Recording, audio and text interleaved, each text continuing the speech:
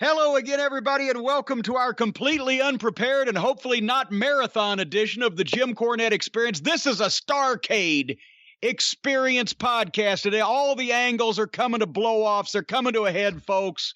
Marty Jannetty's committed murder.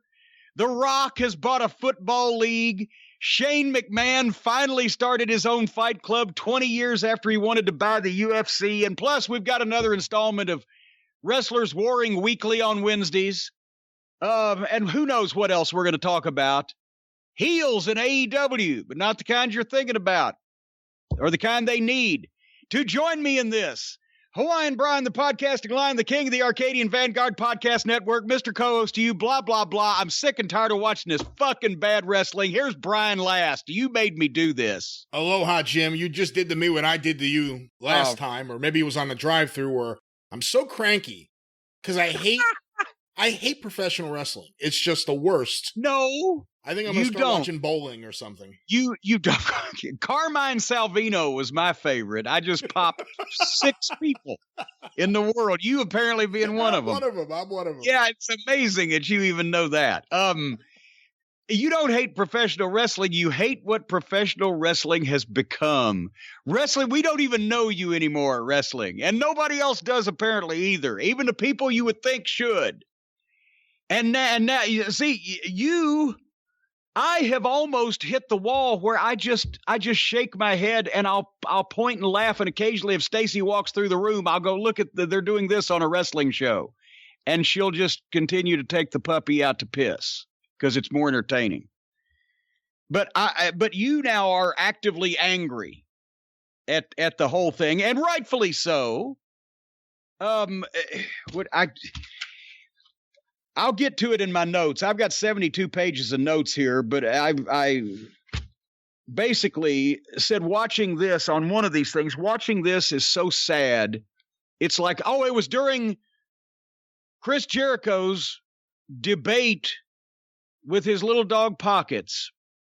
And I said, it's so sad watching someone who was a well thought of mainstream star resorting to this. It's like watching Bela Lugosi when he was a morphine addict and had to work for Ed Wood. It's sad. It's like watching someone abusing a dog. It's sad. It just brings you down. I'm waiting for Jericho to call Boris Karloff a cocksucker. Well, hey, I'll have you know that Boris Karloff was the more dignified one in that exchange. And he indeed stayed out of the fray, as Jericho should have. He should have stayed out of this fray. Remember when at one time people would have remembered, I remember Chris Jericho. He was one of the biggest stars in wrestling. And now we found out what Uncle Eric Bischoff will do for a payoff since that bankruptcy. We knew he had no morals or scruples or principles on wrestling or pretty much anything else, but my God, what's next? Cable access telethons, raising money for the impoverished in Cambodia. I have to say, at least he's a really good performer. He's really good. Any role you give him on TV, as long as it's not the role of an executive, he's really good, actually, as a performer on air. I'm sure if Sir Laurence Olivier had showed up at his granddaughter's high school play, he would have done a wonderful job. But wouldn't it have just tarnished a little bit the whole thing? Maybe that's not, actually that would have been a nice thing for Sir Laurence Olivier to do. What about if he had to do it for the fucking payoff? That's right. Playing the role of Conrad Birdie tonight is Sir Laurence Olivier.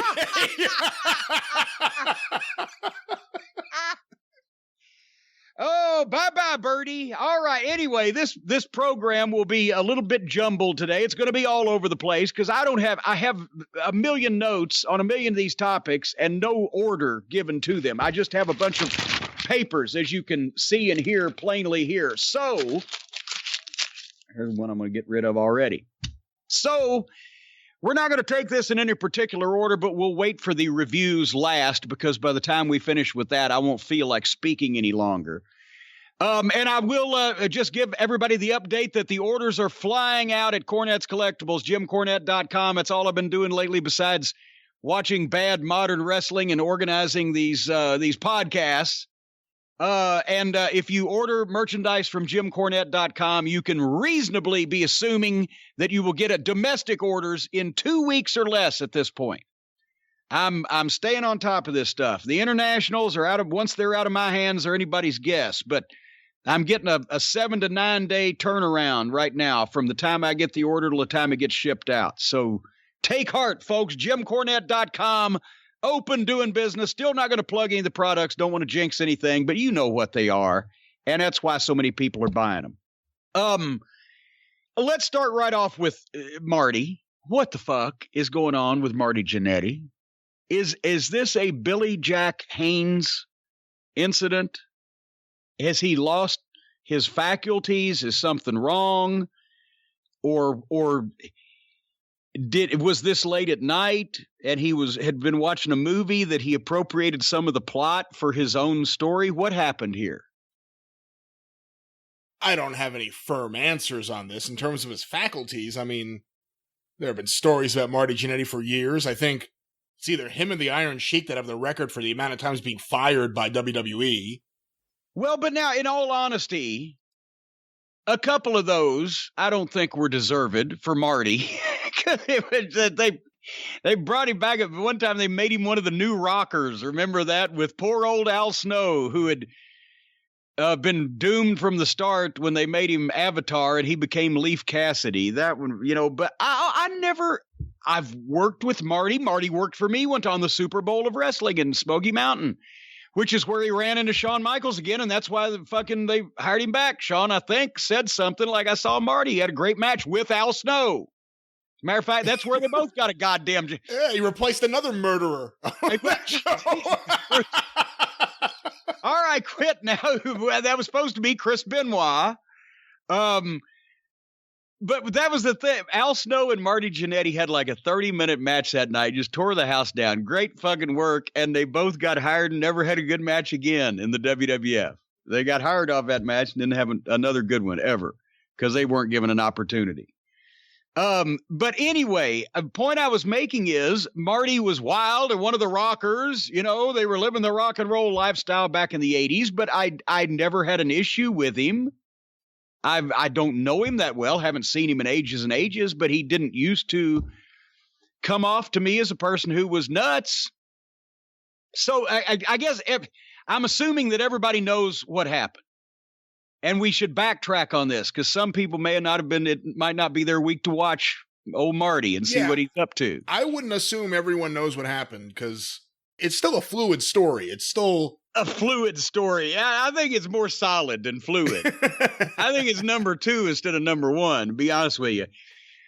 Marty Jannetty gets on Facebook and apparently says in the process of having an argument with a lady or woman or whoever that he's seeing or saying something, bad about her, said, well, hey, I remember the first person I made disappear. They didn't look in the Chattahoochee River. They might have found him. And then he goes on in an interview after this creates some consternation, this comment. He goes on in an interview to say that, and he said a few other things too, but basically the story in that first tweet or first post and then said some other things to flesh it out. Basically, the story is he was 13 years old, living in Columbus, Georgia. Everybody knows that's where Marty Jannetty is from. Beautiful Columbus, Georgia, home of Fred Ward and Ralph Freed, old Rooster. And he went to buy weed at 13 years of age from a homosexual gentleman, apparently, who he called the F word, who worked at a bowling alley that apparently, did Marty Jannetty also work there? Or did he just hang around to buy weed? He might have worked there also in the story. And in the course of trying to buy the weed from this gentleman, he was probably the homosexual gentleman was probably the guy that sold you the shoes or rented you the shoes. And you wouldn't think a gay guy would want that job because those things are the most unstylish fucking things, but I digress. So instead of selling Marty Jannetty the weed, the bowling alley attendant tries to sexually assault him, grabs him, and drags him to the back alley back behind the alley where he attempts to pull his pants down and apparently anally protrude young 13-year-old Marty Jannetty. And Marty picks up a brick, hits the guy over the head with it, kills him accidentally. But then, of course, what you do every time that you're a 13-year-old prospective weed customer in a back alley behind a bowling alley where you've just killed a gay guy trying to anally protrude you with a brick, you don't call the police. You throw the body in the Chattahoochee River. Have I pretty much relayed to the listeners out there the story that Marty Jannetty is telling out of his lips? I think so. The only other detail I saw was, I guess he said that he didn't tell his brother because his brother would have gone down there and killed the guy. However, he was already, that's right. That's the best thing. That's the other thing he said. I didn't tell my brother because I didn't want my brother to go away. He had just come back from Vietnam. Apparently, he would have gone down and killed the dead guy. Does that make any sense? My brother would have gone down there and done some, what would he have done? Dove in a Chattahoochee River, brought the body up and fucking pummeled it about the head and face? So he's already contradicted himself. He didn't tell his brother what happened. He took matters in his own hands and hit the guy with a brick and then disposed of the body, but he didn't tell his brother because his brother would have gone down there. And done what to who? So anyway, apparently not. Since Columbus, Georgia has not been a hotbed for wrestling since the days of promoter Fred Ward, the police department in Columbus doesn't know that there's a high ratio of wrestlers that are full of horse shit. And they have said that they have announced that they're in conducting an investigation into this. Now, it won't be a full-fledged FBI manhunt because they do have some open murder cases pending, but they're going to investigate this. I'm hoping that they just said that to get stupid fucking wrestling website people off their back, calling them to ask them about this. Because what if he did it? What if they drain that river and they find if they drain the Chattahoochee River, we've got bigger issues of whether Marty Jannetty committed murder when he was 13 years old. That would be an engineering feat that would fucking blow the Panama Canal out of the fucking water. Or the Panama Sunrise or any of those other moves Adam Cole does. But here's the fucking thing. Besides the fact that it's known that wrestlers are full of shit, and perhaps Marty wanted some attention, or perhaps he was mad at the young lady that he was speaking about, and he wanted to put the fear of the new rockers in her heart. But when you get that specific, I'm not talking about the cops wanting to. I'm talking about he has said this in a wrestling website, at a wrestling-oriented interview or whatever. He fleshed out these details. This shouldn't be hard to fucking check. And when somebody does check, they're either going to find out that, yeah, well, apparently there's something wrong, or he's just full of shit. Because how hard would it be to document in the year 1973 when Marty Jannetty was 13 years old, or let's say he was off a year or two.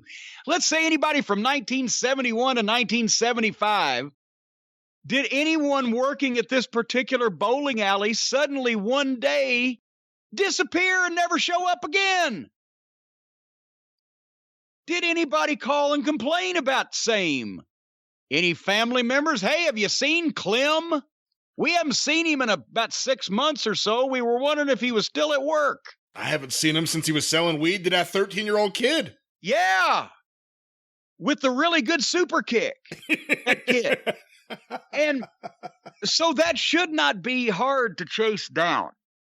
And if nobody, there are newspaper files, any missing persons, the cops would know these things. It seems like the cops could just go over to a file cabinet. And so unless this motherfucker was the most friendless, loneliest, no family having fucking unpopular motherfucker in town, and when he disappeared, everybody, including his landlord who he never paid rent to again, or his fucking house that he never went home to again, and probably still sitting there. His employer, who's on shoes? Yeah, it was Clem. We don't know where he went. Clem. Who's on Gorilla? Bill's on Gorilla. I got that one night at Ring of Honor. Who's on Gorilla? Bill. Who the fuck is Bill? They put some guy came to the wrestling school seminar, gave him a headset, and put him on Gorilla because they didn't have anybody else. Anyway, yeah, Did anybody never come home? I bet you his TV is still tuned to the same channel that it was when he left home that day. 45 years ago or whatever. So the point is, what the fuck?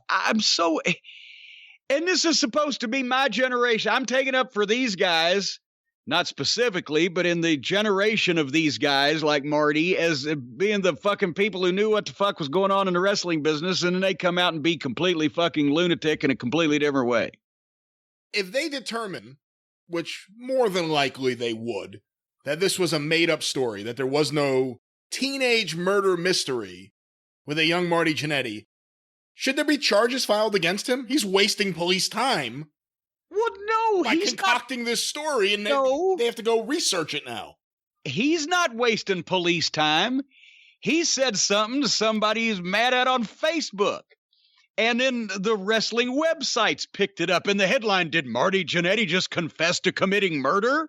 And so then he gets an interview and he goes with it. What the fuck? Anybody wasting the cops' time, it's anybody that fucking believes this and is calling them for comment. And the next wasting of time would be anybody, unfortunately, listening to Marty, unless he's talking about wrestling or telling wrestling stories. Because how many guys that we know of in wrestling, not guys who, like Benoit, committed a horrible act and that was the end of them, but guys who committed a murder or killed someone and then still had a career? I mean, Scott Hall is obviously one. If Jannetty did this, Billy Jack Haynes claims he was involved in all sorts of shit.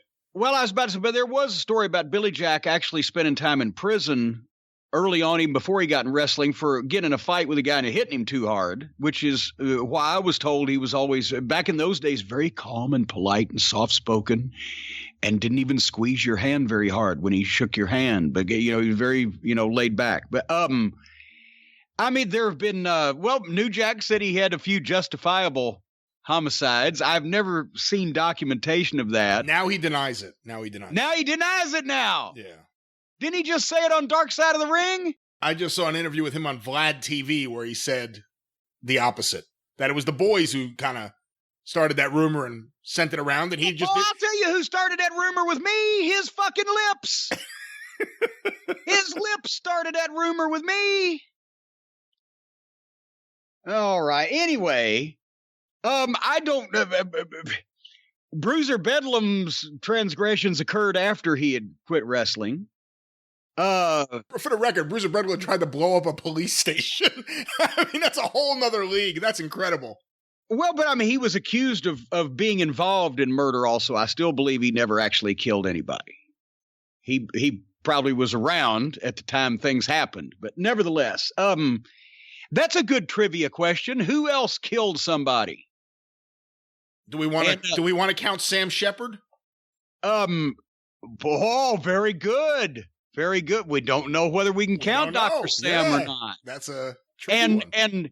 And your boy Lord Blears would probably have, if we can't count war casualties, people in World War II or Korea or whatever, or else that would, unless it's hand to hand. Oh, come on. If it's hand to hand in war, I count that. But if you're sitting in a foxhole with a gun, that's a different story. Well, but it's not, you're not a murderer if it's hand to hand in war. You're just lucky that you came out on top, and skilled and good and things like that. But we can't count that as having actually, well, I guess then Scott Hall, his was in self-defense. So that would be the same thing. Hand to hand. Hand to hand. All right. How did we get on this? Oh, Marty. Yeah, so Jannetty's crippled one wrestler with their rocker dropper and apparently killed at least one person, because again, that was just the first person he made disappear. Apparently, that's right. He did say that was the first.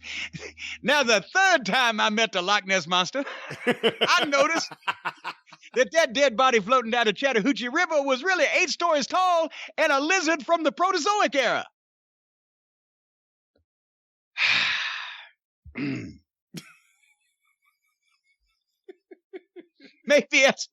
Maybe Marty has been making all the wrestling fans disappear. That's where they've gone. He's been making people disappear for the past 25 years until now there's none of them's left. So anyway, we wish, Donald Trump. I don't wish him well. No. I was about to say, we wish Marty well. Donald Trump wished the cohort of Epstein, the accused pedophiliac, well. So we wish Marty well in proving that if his goal in life is to prove absolutely without a doubt that he's telling the truth, that he murdered somebody, then we wish him well in those efforts. If he is indeed telling the truth, we hope that he's able to convince everybody. Maybe this will become the new thing, the new trend, like wrestlers confessing to crimes. Well, if they would just make bad wrestling and offenses to the wrestling industry statutory crimes, then every Thursday morning you'd have confession to make the whole Catholic Church jealous. Oh God! All right, yes, Marty, we wish you well in your future murders. You speak for yourself. All right. Speaking of the future, should we real quickly mention what we're going to do on the drive-thru this weekend? Before we talk about all this bad wrestling today and the stupid people in wrestling, we're going to have another palate cleanser this weekend this coming week on Monday's drive-thru. And by the way, this program was delayed a little bit. We had to absorb all this. But Monday will be as scheduled. We're going to watch Bret Hart versus Stone Cold Steve Austin, their WrestleMania match. That was 97, right? Yes. Yes, I believe so. Yes, WrestleMania 97, the classic, the good one. Bret Hart, Steve Austin, this week coming up on the drive-thru, correct? That is correct. And we also have other news in terms of programming, of course. You can get access to the archives, patreon.com/Cornette. $5 a month gets you access to all the classic shows. We are right now in 2015. Another batch of shows goes up each and every Sunday night. And of course, the official Jim Cornette YouTube channel, tinyurl.com/official Cornette YouTube, or just go to YouTube and search for Jim Cornette. It'll come right up. We have just passed 150,000 subscribers on the march to 1 million. Didn't even get a Twinkie this time. No. It took me till we got it to 125 or 30,000 before I got a cake, and then the cult had to do it. I think when we get you to were no help. You were no cake help. I think 200,000 is the next tier for a food-based gift. All right. Maybe the Vic Tayback Express can bake me something. Well, they're not bakers. Well, they're not wrestlers either, but they keep saying that. So what the fuck? Might as well get something out of them. Looky here. I got a couple of emails from the listeners. One of them is to both of us. This one is just to me, from Chris in Kansas City. Says, Jim, I truly enjoy your takes on professional wrestling, or whatever the fuck it is now. But I have to say I'm truly disappointed that on last week's experience, that was last week's, July 31st, you didn't give your signature thank you, fuck you, bye-bye everybody to end the show. Let me tell you something, motherfucker. I listen to the experience every goddamn week, and if I'm not given the proper send-off, then the weekend just isn't right. Tighten that shit up over there. Chris from Kansas City. I'm sorry, Chris. I was honestly so verklempt over what we were talking about, and when we got to the end of that miserable Wednesday night review, I lost it. I'll try to remember in the future. I don't want the people in Kansas City upset. Marty Jannetty wrestled in Kansas City. What the fuck does that have anything to do with it? I haven't seen Bob Geigel in a while. No. Hey, I got news for you. I managed, the Midnight Express wrestled against Marty Jannetty in Kansas City. And his partner was not Bob Geigel, but Bulldog Bob Brown. And if he was a murderer, he would have killed Bulldog Bob Brown that fucking night. Because since Bob Brown was the booker and part owner, guess who got most of the shine and guess who took the heat? Anyway, I have another email. This might tickle your taste buds of interest here. This is signed by only a guy from New Jersey. Gentlemen, and it says M-E-N, so that's why he included you in this also. Gentlemen, I met a guy a while back whose stage name I will not mention.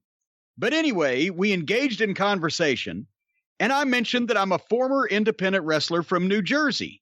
And he responded, really? Wow. My real last name is Coraluzzo. I responded, whoa, like Dennis? He said, he was my uncle, but I never go by that name because apparently he did some shady shit. And I've had people threaten me before because when they hear that's my name, so now I no longer use it. No real question here, just an interesting story that I thought you both would get a chuckle from. I met a couple of his nephews. I don't know. That's what I was about to say. Does this pass the Marty Jannetty test? I don't know, because honestly, the one I shouldn't even say this, but I will. No, the one nephew that I remember meeting, and this turned me off to Papa John's for the rest of my life. First time I ever heard of Papa John's Pizza was like 1999 in Dennis Carluzzo's apartment, and his nephew was working at a Papa John's, and it was someone he didn't like ordered a pizza. I guess he just had a bag of his pube shavings ready to go, and he would bake them with the pizza into the pizza. That's what I said. I'm only going to get real good pizza like they have back home. I'm not eating this Papa John's crap. Well, Papa John lives here in Louisville, and he's a Republican, so fuck him. But and by the way, Mark Carluzzo still uses the name Carluzzo. Yes, and he has no fear. Yeah, I don't know. I don't know how true the tale is. I don't know. But the thing is, goddammit, I'm just wishing now, if we only had a Manscaped ad today. Because that'd be bad. What a perfect segue from pubes into pizza to how do you get that bag of pubes to put in your pizza, folks? Use the Lawnmower 3.0 from Manscaped. That's not even a paid plug. I just like those folks. When The Sopranos first came out, there were a lot of us who were around Dennis regularly who thought it was based on Dennis. And he actually had on his refrigerator, and I'm talking like weeks after The Sopranos debuted, a picture of him and James Gandolfini, like poolside. Wait a minute. Dennis knew James Gandolfini. Well, then that has to be. I thought it was just a goddamn coincidence because he was an Italian guy from New Jersey. No, and then Dennis's best friend. He's doing Dennis. And then Dennis's best friend, funny enough, his name was Snake. Snake also had a picture of him with James Gandolfini. And I'm like, where are these guys hanging out with James Gandolfini? Was it deep research? What was the story behind this? He was doing the method acting approach. That's right. We've always said for 20 years, we said Dennis Coraluzzo was Tony Soprano without the murder and killing. Allegedly. I have no recollection of that. I don't know anything about any insurance fraud. Well, I said murder and killing. I didn't say it was without the insurance fraud. Folks, if you, like Marty Jannetty or like anyone who ever encountered Dennis Coraluzzo, need help in speaking to someone about your experiences, the folks at BetterHelp, let's do something positive for America right now and the world. BetterHelp, that's better H-E-L-P. BetterHelp can help you, just like they have helped so many of the listeners before. And if you have not only watched bad wrestling on television, but if you have actual legitimate problems, the secure online counseling by licensed professional therapists can help you, and you can start this in under 48 hours, folks. A broad range of expertise available, which may not be locally available if you're out in the rural areas. You don't want to go places now because of the pandemic. You can log into your account anytime, send a message to your counselor. You get timely, thoughtful responses. You can schedule weekly video or phone sessions so you don't have to mess with waiting rooms, the whole 9 yards. We've been talking about them for months. We've read some of the testimonials from some of our listeners that have availed themselves of that service, and now you can too. And you can save money. If you go to betterhelp.com, betterhelp, HELP.com/JCE, then you will get 10% off your first month. That's a special offer for the Jim Cornette Experience listeners. 10% off your first month at betterhelp.com/JCE. So you can join the over 1 million people taking charge of their mental health with the help of an experienced professional. No wonder they say spell out BetterHelp because some people hear it as health. Health and help go hand in hand with BetterHelp. She sells seashells by the seashore. I need some fucking help. Folks, BetterHelp. Do you have anything to add, Brian Last? I'm sure they're getting a lot of phone calls Thursday mornings from people who said, I can't believe I watched this again last night. Help me. Please help me. BetterHelp.com. Okay, speaking of help,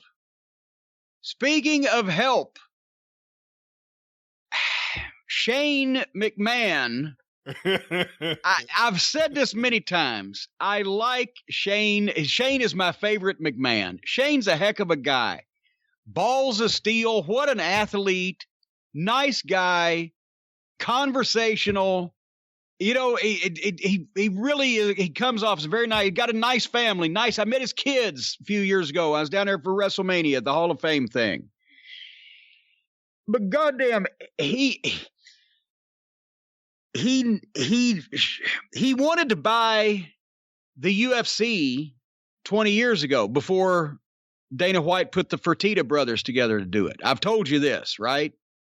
Because I actually heard this from Bob Meyerowitz, so I heard it from the other side. Yeah, he always liked the idea of the shoot fighting, and that's why people blister him because of his punches, and they are rotten. But he's trying to do the boxing fighting thing, right? It looks, but he's always had the idea that this real shit will sell, but he just needs help in executing it.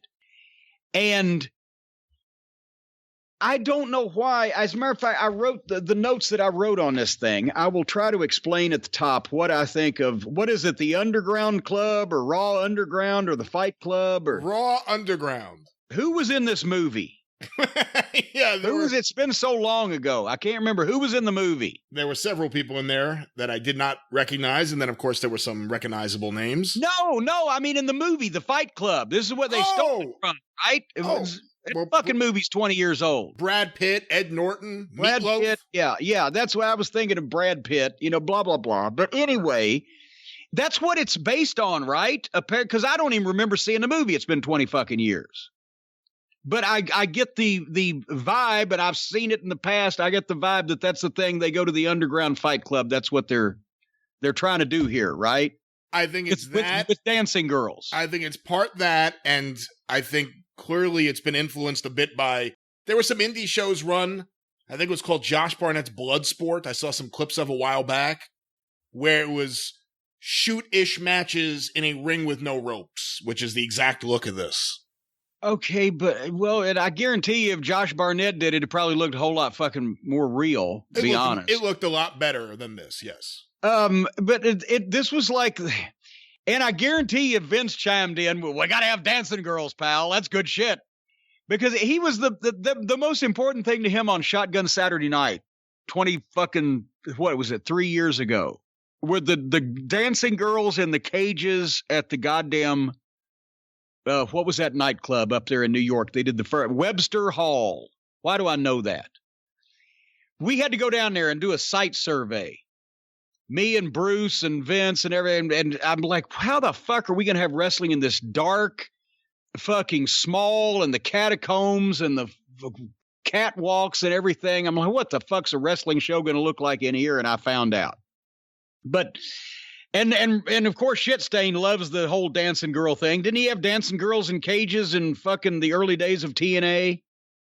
I didn't watch the early days of TNA, but it sounds right.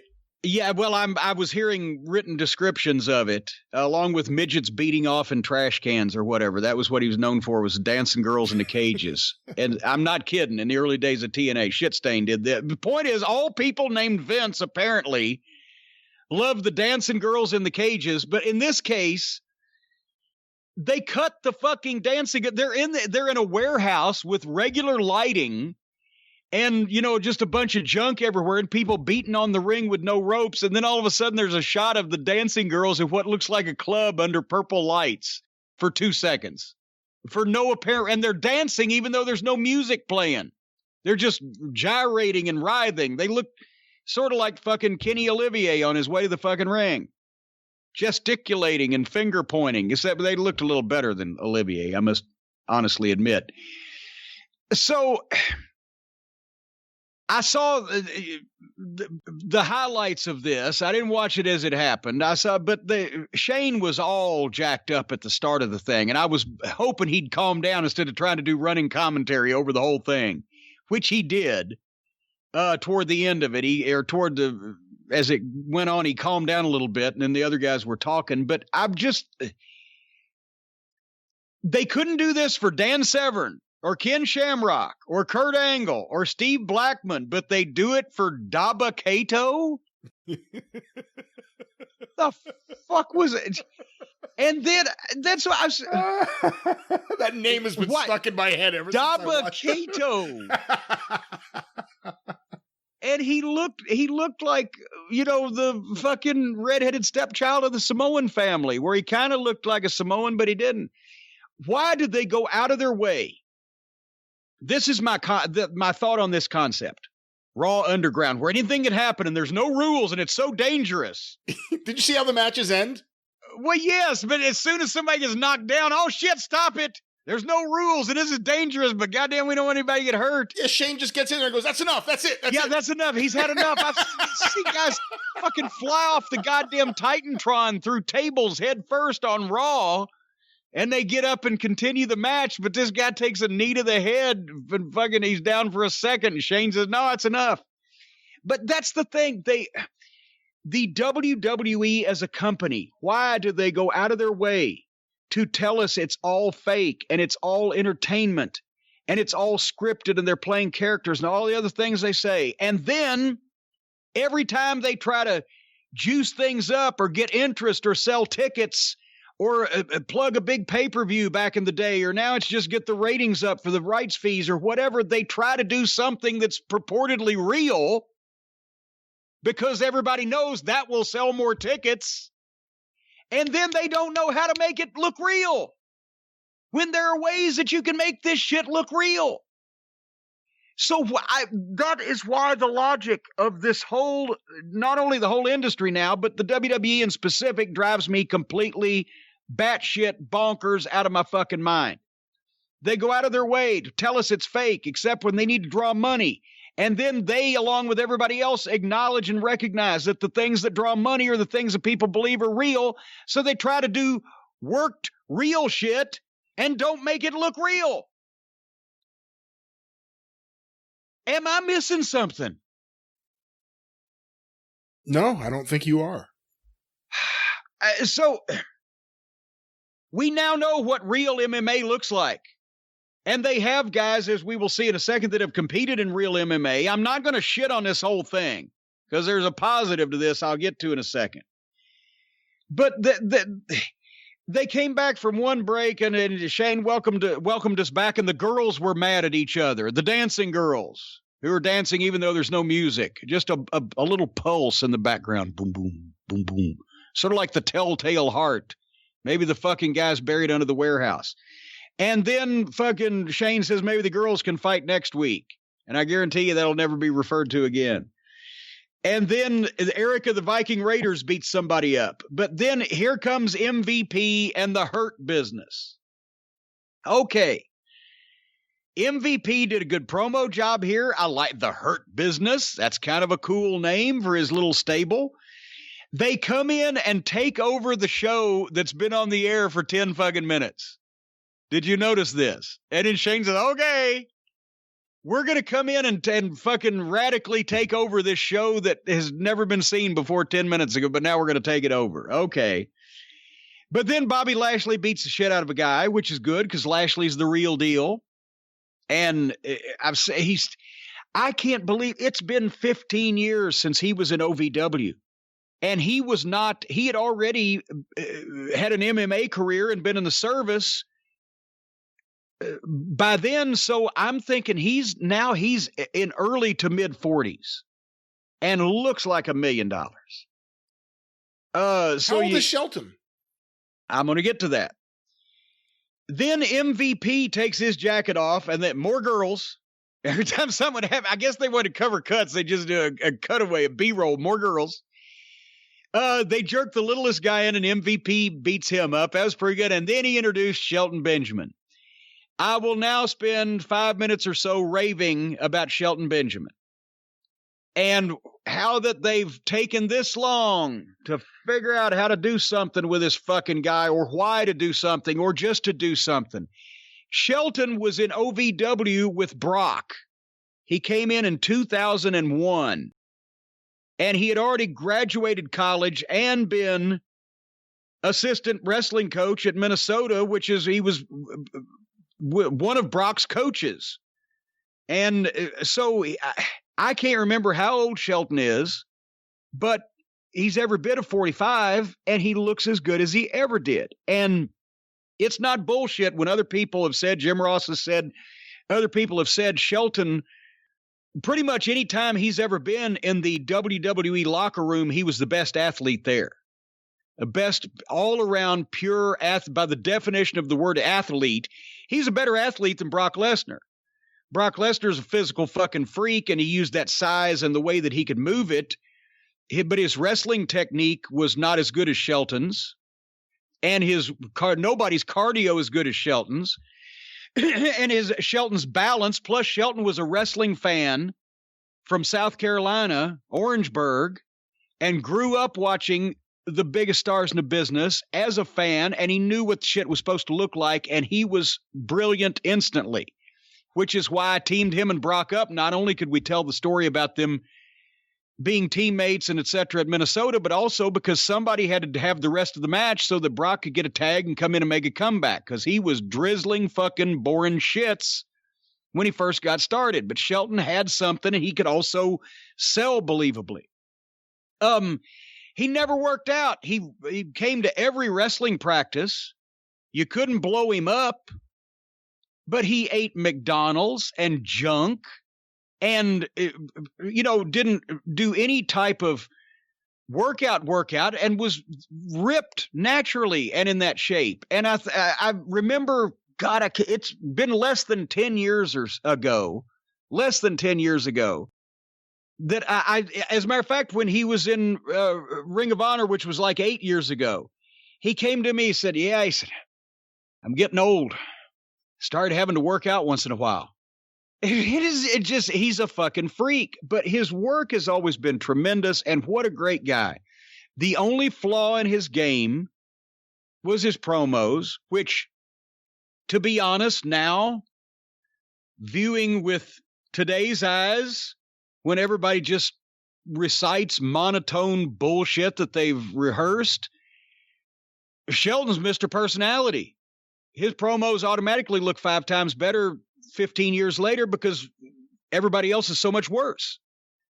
But anyway, he goozled a big guy, and then they all beat up everybody in the gym, and the camera work did make me ill because they're doing all the fucking herky-jerky stuff, and Shane did an awkward close, more girls, and then MVP said the last line, we're the Hurt Business, and business is good. Okay, I'll take anything that gets Shelton Benjamin a fucking top spot in a wrestling promotion.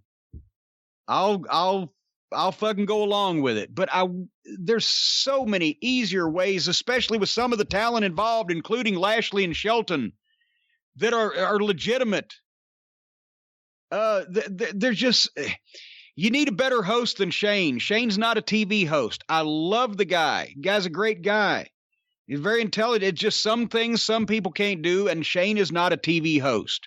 He's not smooth. He's not natural, and it comes off as hokey because some of the ways that he phrases things. Well, there's no rules. Anything can happen. We can do this or that or whatever. It was local TV, and they did too much gaga at start before they brought the shooters in. The shooter shit looked better, but still they don't have to cut so quick with these guys.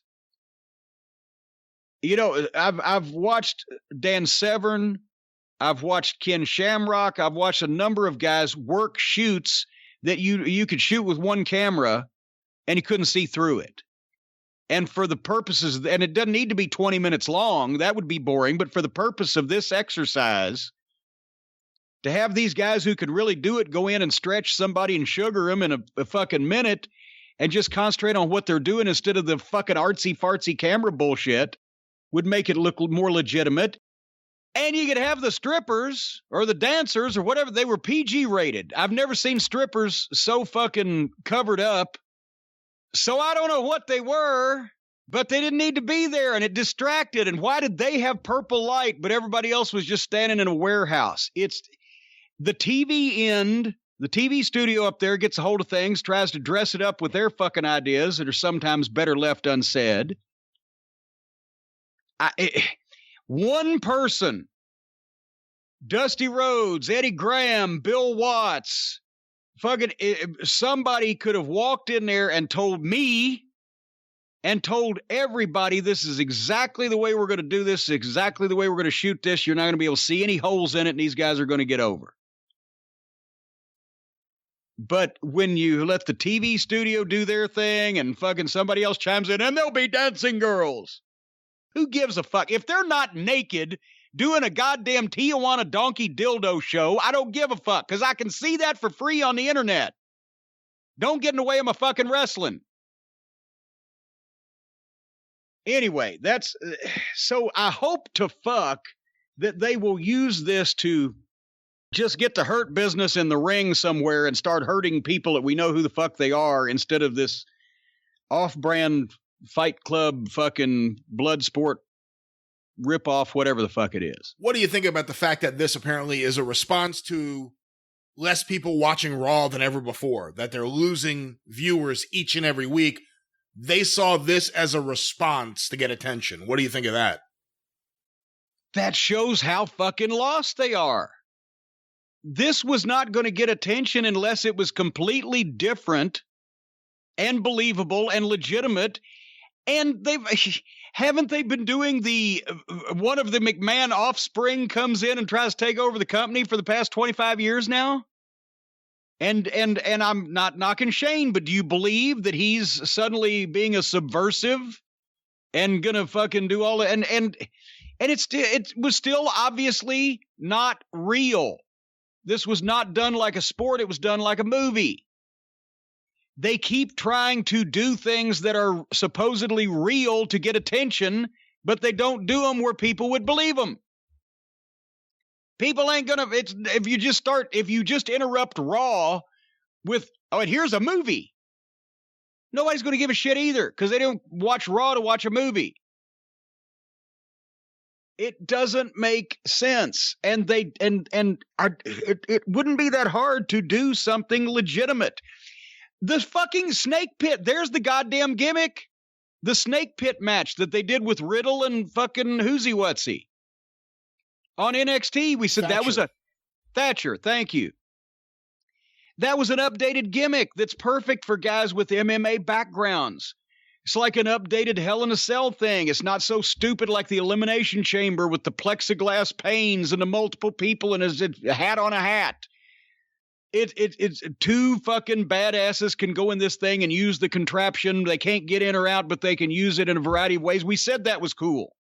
Why is that not Raw Underground instead of a ripoff of? I guarantee you nobody named McMahon watched anything that Josh Barnett did or any other pro wrestling event from anywhere.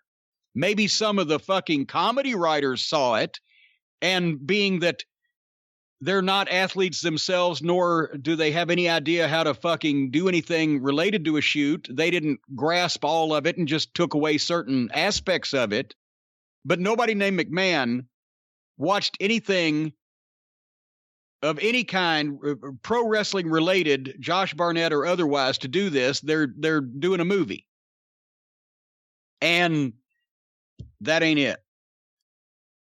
Did you see any of the other highlights from Raw? Yeah, I did, Lance. That was a famous Sam Bass response one time. Yeah, I did, Lance.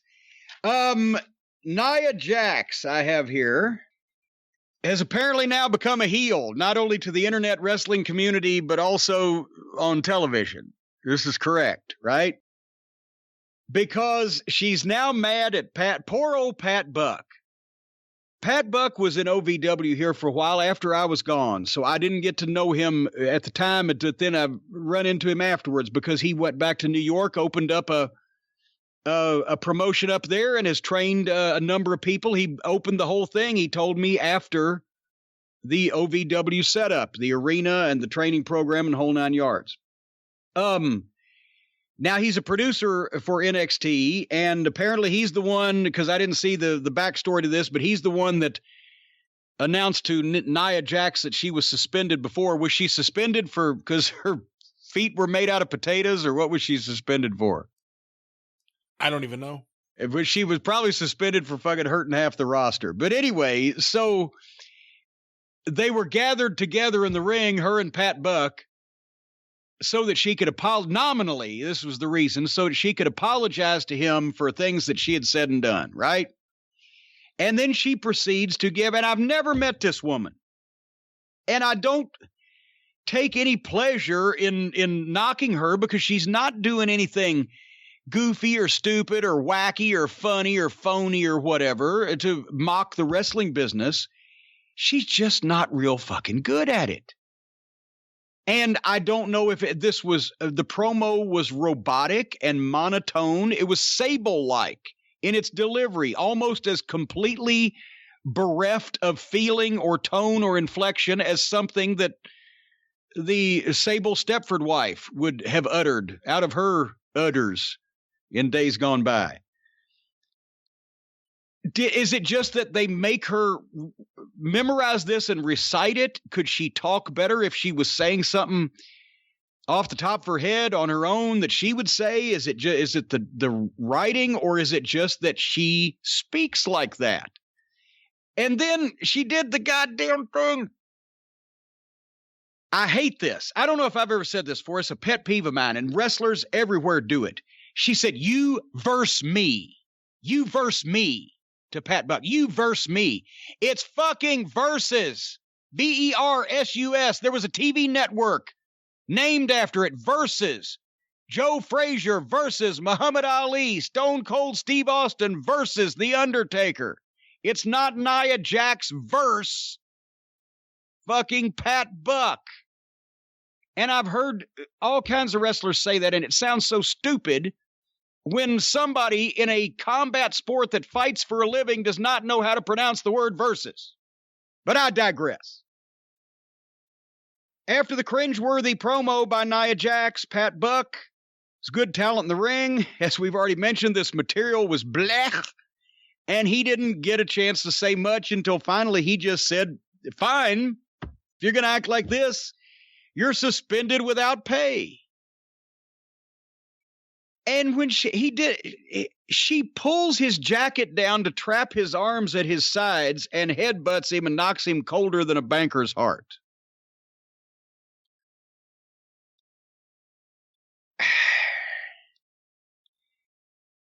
And then he just laid there, right? And did she beat it? Did she beat him up some more? Or did he just lay there? I can't remember. I've watched so many of these things. But the point is, nobody comes out to help. Nobody tries to check, stop, whatever. The crowd in quotation marks, does fake boos where they're not even trying to sound like they're really mad. It's like it's what we do in wrestling school, training matches. When guys are having matches in wrestling school, it's hard, as we all now know, to have a match in an empty arena. So the fucking other trainees cheer and boo. They cheer the baby face, boo the heel, clap their hands, help make noise. But it's boo, boo. You know they're not mad. They're actually saying boo, boo over and over again. So the crowd's doing fake boos while this giant woman is allegedly physically assaulting an executive with the company. The announcers are calling it. The cameraman doesn't even fucking put his camera down to fucking help the poor guy pull him out of the fucking ring. When did it get impossible to make this shit look in any way legitimate? Because this wouldn't even, I wouldn't have taken 5 minutes to set this fucking thing up 25 years ago, and everybody that I talked to would have known exactly what to fucking do. This could have been the simplest thing in the world, but it's all just, it's just people going out and doing sketches in front of other people. And then also I got a clip of what the fuck? Drew McIntyre and Randy Orton doing an interview because people wanted me to give my comments. I started watching for a minute. Drew McIntyre was talking. And I like him. He's a good-looking guy. He's a good talent. He's big. He's a grown man. He's got a nice voice. But it just... Then I said, well, they're just talking, so I can look at Twitter. And I went to something else, and I was looking at Twitter. And then I heard Randy Orton coming out. I was still listening, but nobody was really getting all that pissed. And there was no excitement in anybody's voice. I didn't go to sleep on it. I just didn't bother to go back to the screen and watch what was happening because they were just telling each other how each other had hurt their feelings in the fucking past when they thought they were friends. And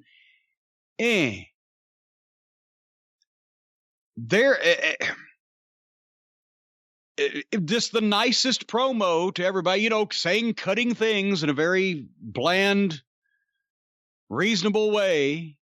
So I tuned it out. I don't know what the fuck happened. What did happen between those two? What's going to happen between those two? Does anybody care, Brian? I don't know if anyone cares. Based on the viewership, less people care each week, but I don't think in this case it's Randy Orton or Drew McIntyre's fault.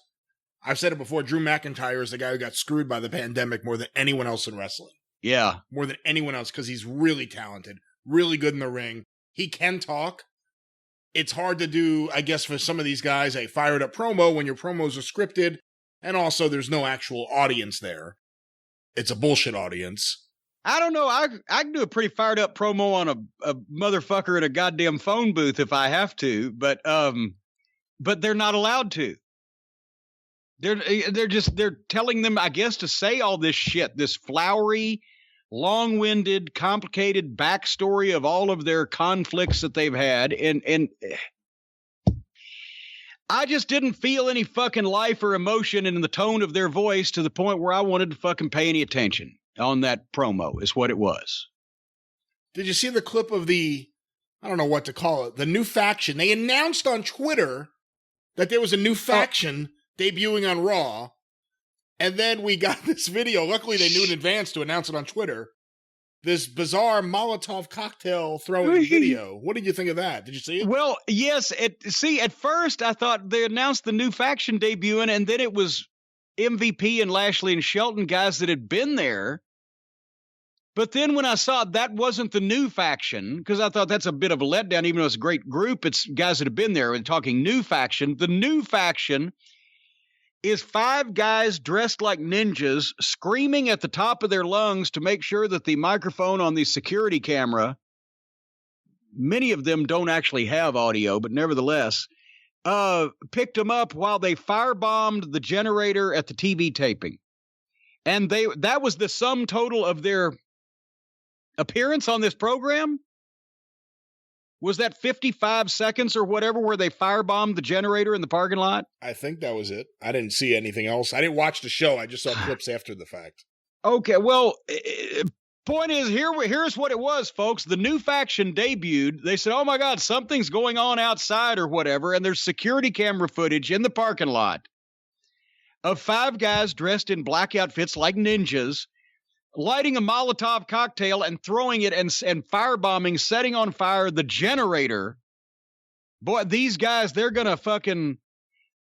I hope to fuck this is not a takeoff on the protesters.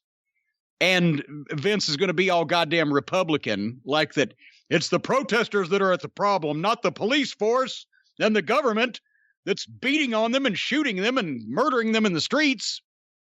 We'll take out the word protesters and make it viewers, and it sounds just like Vince. Well, yeah, it's the viewers that are the problem, it's the viewers' not me. fault, not the producers. It's here's another thing.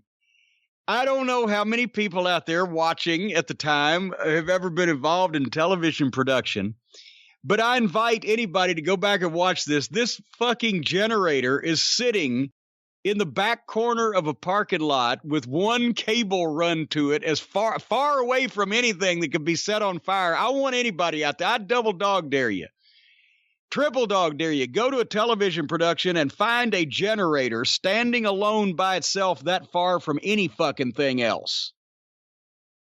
For one thing. And secondly, what the fuck? That's it.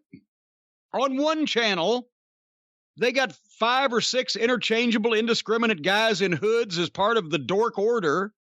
On the other channel, they got 5 guys in ninja outfits running around throwing Molotov cocktails and screaming at the top of their lungs to make sure we look at them and pay it. By the way, also, when you're committing an act of domestic terrorism, isn't it in the handbook, don't make a lot of noise so you don't attract attention to yourself?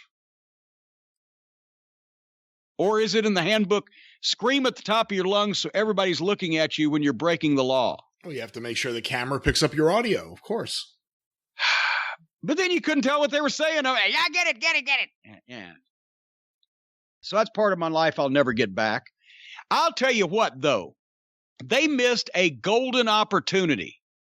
Because when they fucking threw that Molotov cocktail and set that generator on fire, and all the TV viewers are going, what the heck did they do that for? They could have brought out the Omaha steaks and had a heck of a summer grill. I'm telling you what, boy.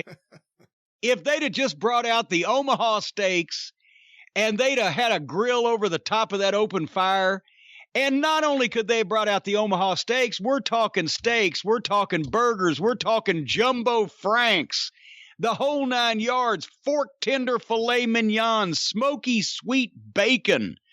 They've got everything at Omaha Steak. They've got desserts, pork chops, chicken, kielbases even, and you don't have to go outside your house. They deliver right to your door. So they could have actually ordered the Omaha Steaks, had them brought to the Performance Center when the generator got set on fire. Then they could have had the steaks and the chops and the fillets and the bacon and everything right there ready to stick on a skewer and grill right over that open flame. But even though the fine folks at the WWE missed their opportunity, folks, you don't have to miss yours. And because you're on our side, is the WWE going to save you any money on Omaha Steaks? I don't think so. But us here at The Experience, we're going to save you money. You go to omahasteaks.com, you type JCE in the search bar, and you shop the summer grill packs. And when you order the Grand Summer Grill Out package this week, you're going to get 4 jumbo franks and 4 Omaha steak burgers free to complete your steakhouse experience. That's the Grand Summer Grill Out package. And boy, they got everything. You might have to actually make summer last longer to eat all this food. Anyway, they deliver safely, guaranteed, high quality, every order flash frozen, vacuum sealed, safely delivered in a cooler with dry ice, so it is fresher than when it was mooing. Folks, once again, omahasteaks.com. Type JCE in the search bar to shop the summer grill packs and get 4 jumbo franks, 4 Omaha steak burgers for free. I don't even know how much that's worth. That's a lot. A lot. A lot. I'm glad you were able to chime in with a quantification of the metric shit ton of Omaha steak products we're going to get. As if I wasn't going to be cranky enough doing these reviews. Now you've got me hungry. Yeah. All right, let's hurry. Speaking of bacon, let's cross over to pigskin. I'll cross this one off my... There we go.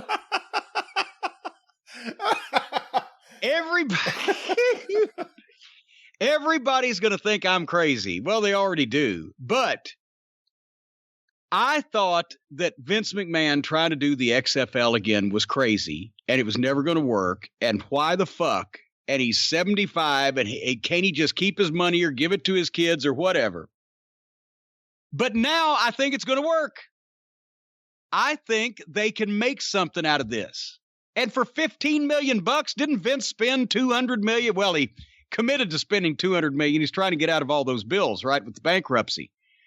They get the ownership, the assets, the name, the trademarks, all the stuff, $15 million. How can, and here's another thing. How the fuck can The Rock be any cooler? Not only does he go from a fucking guy with $7 in his pocket sleeping on a dirty mattress on the floor to the biggest movie star in the world. He also marries a financial genius, and when they get a divorce and break up, they're still friends and do business together. Is he human? Who does this?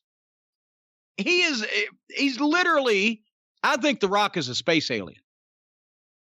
I think he's from outer space. He's from another planet. Nobody is this perfect. The planet growth hormone.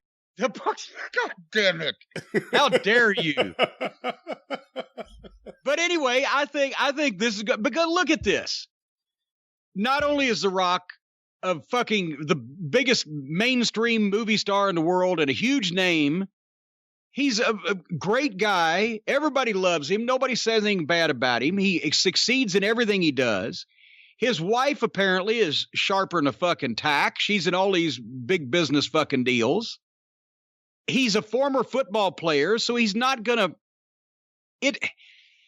Vince liked the concept, I guess, of football, but he wanted to monkey with football, especially the first fucking iteration of the XFL with all the rules changes, and just he could do whatever he wants. The Rock loves football because he played football, and he's not going to fuck football up. It'd be the difference in putting me in charge of the rules of professional wrestling or putting, fucking Twinkle Toes McFingerbang in charge. Somebody that respects and loves and appreciates the profession will obviously treat it more seriously. I think a lot of people will give it a chance with The Rock owning it. Yeah. More people than if Vince McMahon owned it. Well, yeah, that's the thing. I say he's the biggest babyface, too, in Hollywood, and nobody says a bad thing about him. Nobody was pulling for Vince McMahon to succeed at anything, even wrestling anymore, whereas everybody's always on The Rock's side. And like, he's a football player. He respected the fucking game. He'll respect the players. He not only doesn't need the money, which Vince didn't either, but Vince has that Donald Trump Republican fucking mindset where, everybody's got to have the most money possible and nothing else matters. And I just think in every way this will be and it won't be something that, Vince was going to piss off the NFL, I'm pretty sure, pretty quickly if it had come to that. Whereas The Rock ain't going to do that. He's not going to think they're going to take over and run the NFL out of business. They're going to do their own thing, and they'll probably be working hand in hand by the time it's over with. But I'm convinced that The Rock, in every way, what you mentioned, people are going to be pulling for him. It's a babyface thing. He respects the sport. It doesn't have the negative connotations. I think this is the best thing could have happened to that fucking business. I guess the worst thing would have been Vince to keep owning it and run it, actually.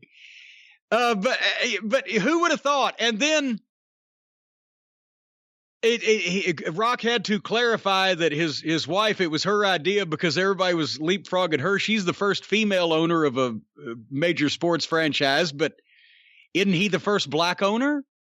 Well, the thing is, it was a bit ridiculous as soon as it was announced. Naturally, every headline was The Rock purchases XFL with partners.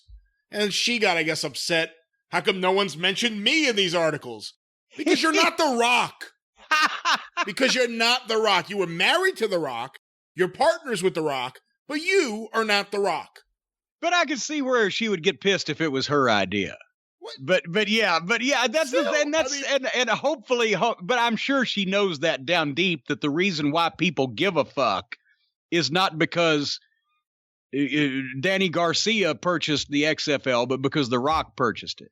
Take The Rock out of the picture, and it's just a bunch of investors that purchased the assets of the XFL. Yeah, exactly. But having said that, it's nothing personal, but know your role.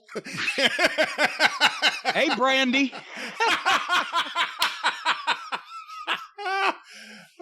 But she's gonna start up a group, XFL Heels, for women fans. Oh God, we'll get to that shortly. At least football has women fans. But is that the case? If she's the first female owner of a major sports franchise, is he the first black owner? Because I haven't kept up with my owners of professional sports franchises. Well, again, you say franchise, but it's a league. It's a big difference between a league and a franchise. I'm sorry. Well, you say tomato, I say tomato. A league, the whole shooting match, the whole kit and caboodle. That's interesting. Maybe we should check that. There weren't any black baseball players till 50 years ago. Has anybody ever owned the league or owned the fucking whole thing? Run the whole thing? What about the NFL? Who owns that place over there? I'm telling you, The Rock will be president one day. As a matter of fact, as soon as I saw Barack Obama the first time, I said, he's going to be the first black president and Rock's going to play him in a movie. And I bet you then Rock's going to complete the loop. He's going to play Barack Obama in the movie, and then he's going to get elected president. They just charmed. We'll just see life. About that. We'll see. A charmed life. Charmed. I say. All right. Anyway, what's next? Oh, I'll tell you exactly what's next.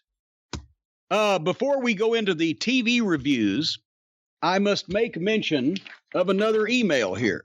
Hold on here. Dear Jim Cornette, I listen to your podcast because my husband listens to your podcast. That's the only reason I'm aware of wrestling at all.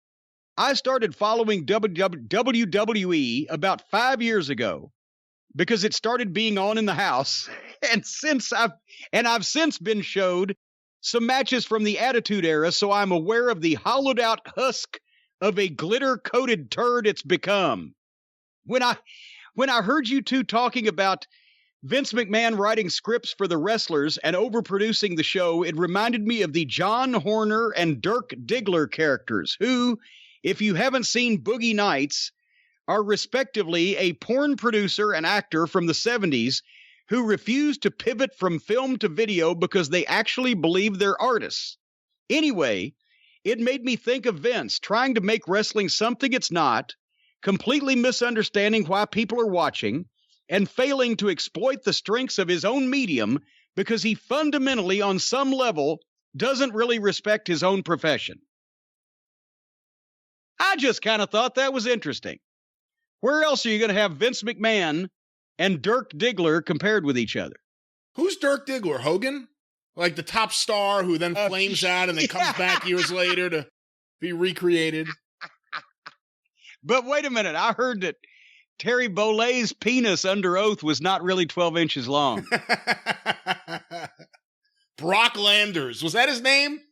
Remember Dirk Diggler had another, he was doing the Johnny Watt series in the movie, but he couldn't be Johnny Watt, even though it was based on that. It was Brock Landers, was that it? And his partner was Chest Rockwell. That is one of the great movies of all time, Boogie Nights. It's fantastic. Great soundtrack, too. Brock Lesnar should have been the... I love that movie. There's so many good lines early in the movie when Burt Reynolds is first introducing Dirk Diggler before he has the name Dirk Diggler around, and he introduces him to Reed Rothschild, I think, was the guy who played Chest Rockwell. He goes, this is, whatever. This is young Jimmy. He's the new kid on the streets. And he goes, oh, you live on the streets? Like, no, I don't. Oh, I love that movie. Yeah, well, there you go. I'll tell you what. You know what you should do, Brian? If you love that movie so much with Dirk Diggler and his 12-inch penis, you should get a painting made of it. That's okay. I may get a painting made of something else. This will be the last week for sponsorship of the folks at Paint Your Life after they heard that segue, folks. But our fine friends, while they last at Paint Your Life, are going to get you painted. And I'm not talking house painters either. I'm talking artists here. We've talked about them over the last several weeks. The folks at paintyourlife.com can get you a professional hand-painted portrait created from any photograph at a truly affordable price. Their team of world-class artists will work with you until every detail is perfect. You can order a custom-made hand-painted portrait in less than 5 minutes and get the portrait in about 3 weeks. And the thing is, you can send a picture of yourself, your kids, your family, a special place, a cherished pet, any picture, and they'll paint it. Or if grandpa died before little Johnny Dumbfuck came along to the family, Well, you can combine them all because you can have different generations because they can do more than one picture. So they'd probably get upset about this, but send as many pictures as you want. There may be a limit. I don't think they can put the whole original cast of Gone with the Wind in the same painting. But anyway, they can combine the pet that's no longer there with your current family, or the grandfather or grandmother that's no longer there with the grandkids, or whatever. They can combine people from faraway places that have never met. They can do all that stuff. And the guaranteed painting, if you don't love it, folks, your money is refunded. The guaranteed painting will come to you from paintyourlife.com. And right now, as a limited time offer, you can get 20% off that painting, 20% off and free shipping if you text the word DRIVE, DRIVE, to 64,000. That's 64000, 3 of them. Drive to 64,000. Paint your life. Celebrate the moments that matter most and gather the whole family together in one beautiful painting. That's right. Or it can be a painting of Dirk Diggler, your favorite movie star. I didn't say he was my favorite movie star. It's all up to you. Well, you just gushed and effused about that movie. I guess gushed. Maybe I shouldn't have used that word. It's one of the best movies. It's one of the best movies of its era. Easily. It's such a fantastic movie. So well done. What era was it? I think it came out like either 97 or 98, probably. Oh, the best movie of 90. That's like being the nicest guy in prison. There was some good movie. Do you like that? Do you like Big Lebowski? Do you like those movies? I never saw it. You never saw Big Lebowski? No, Bruce Pritchard used to make. I said, why is he calling him the Big Valboski? It was Valboski or Valboski, Val Venus, right? He said, what's after the name? The Big Lebowski or Big Lebowski. I was calling him Valboski. He was calling him Valboski. Whichever one, I don't know. I never saw the fucking movie. I'll tell you, did you hear the story? Bruce Pritchard has told this in public recently. Again, he told it to me when it happened. When they had Jenna Jameson come up and do those videos with Val Venus, right? Bruce had this nice house up in Monroe, Connecticut. Nice house, a big yard for that area. It was, fucking fantastic. And he had this big jacuzzi hot tub in his master bedroom. They brought Jenna Jameson to his house, and she was naked with Val Venus in the hot tub, and she's walking around naked in the house. And Bruce's wife, I love her, Stephanie, but Bruce's wife got mad. Who is that? Well, goddamn, it's Jenna Jameson. Who the fuck who else looks like that, right? Instead of being pixelated that Jenna Jameson was walking around her house and in her hot tub naked, she was worried about it. I went home and told my better half, and she said, well, we could have fucking used our goddamn bathroom. I said, it wouldn't look the same with the stand-up shower, though. But had fucking Jenna Jameson naked in his house, and his wife was pissed about it. When do you get that to happen? Ever. Anyway, what was I talking about? Boogie Nights? The Big Lebowski. Oh, I never saw that movie. It's a great movie. You'd like it. And look here, you mentioned this earlier, before we get on these TV reviews, AEW Heels.com. And it's a play on words because the heels are meant that the heels are being worn by all their female wrestling fans. Is this correct? And it's a site geared toward the female fans. I think so. Is this what I've heard? I believe so, although I think AEW Pumps would have worked better. Well, for what difference does it make? There are no female wrestling fans, especially for this fucking horseshit neckbeard fucking lovers show. But there's no female wrestling fans left anywhere, are there? All the female wrestlers, all their fans are men that act like teenage girls when you knock their favorite female wrestler, and they goddamn write letters to you in crayon threatening to kill you. But are there female wrestling fans left with what it's become? And also, then once again, would any of them be wearing heels? There are some. I mean, the bigger question is, I believe the goal it was announced a little while ago, like we're going to create this community for female wrestling fans to feel welcome and talk. And now We're going to create this community for female wrestling fans to feel welcomed and talk for $50 a month. Well, that means they're going to gross $150 a month if all of them sign up. Well, they're not going to be able to check if it's women. It's going to be a bunch of guys like, yes, this is Marcy. Yes. I want to talk to Brandy. The mouth breathers that, you know what, that's when Sinclair Broadcasting first bought Ring of Honor, they said about trying to, you know, we all said about trying to enlarge the company and you know, make things bigger. We thought they were going to do the same. They wanted to, just not spend any money to do it. But one of the things was, Joe Koff asked the question, why are we selling other wrestling promotions DVDs? And because Ring of Honor had always made money selling, you know, wrestling DVDs, not only theirs, but they would get the PWG stuff in bulk and sell that. And I can't remember what the name of the women's promotion was, but they would sell the women's. And Shimmer. I said, Shimmer, okay, and Dave now Prazak promotion. Yeah. Dave Prazak, nice guy. I'm not even knocking him now. But I'm just mentioning them that they were selling the DVDs. And my thought was, why the fuck, would we, if we're going to start a national wrestling promotion on television, why would we be selling other promotions DVDs? That's like WCW selling WWF DVDs or whatever the fuck. Secondly, the last thing we'd want to sell is PWG, because it was, even then, it was the fucking inmates running the asylum and a Mark spot fest of a bunch of guys doing everything they ever learned how to do over and over for hours at a time. And of course, Ross, the merchandise weasel, said, well, that's besides our shows, that's our most popular product. I said, and then he told me how many they were selling. I said, so for fucking $2,500 a month or whatever, we're coming out ahead, you're going to fucking foist this shit off on the wrestling fans and show them our guys, in some cases, working out there and doing fucking this crazy bullshit. No, shut that shit down now. And so what about the Shimmer videos? I said, does anybody, who buys them? Who, because we weren't seeing any women fans at our matches or anybody else's even back then.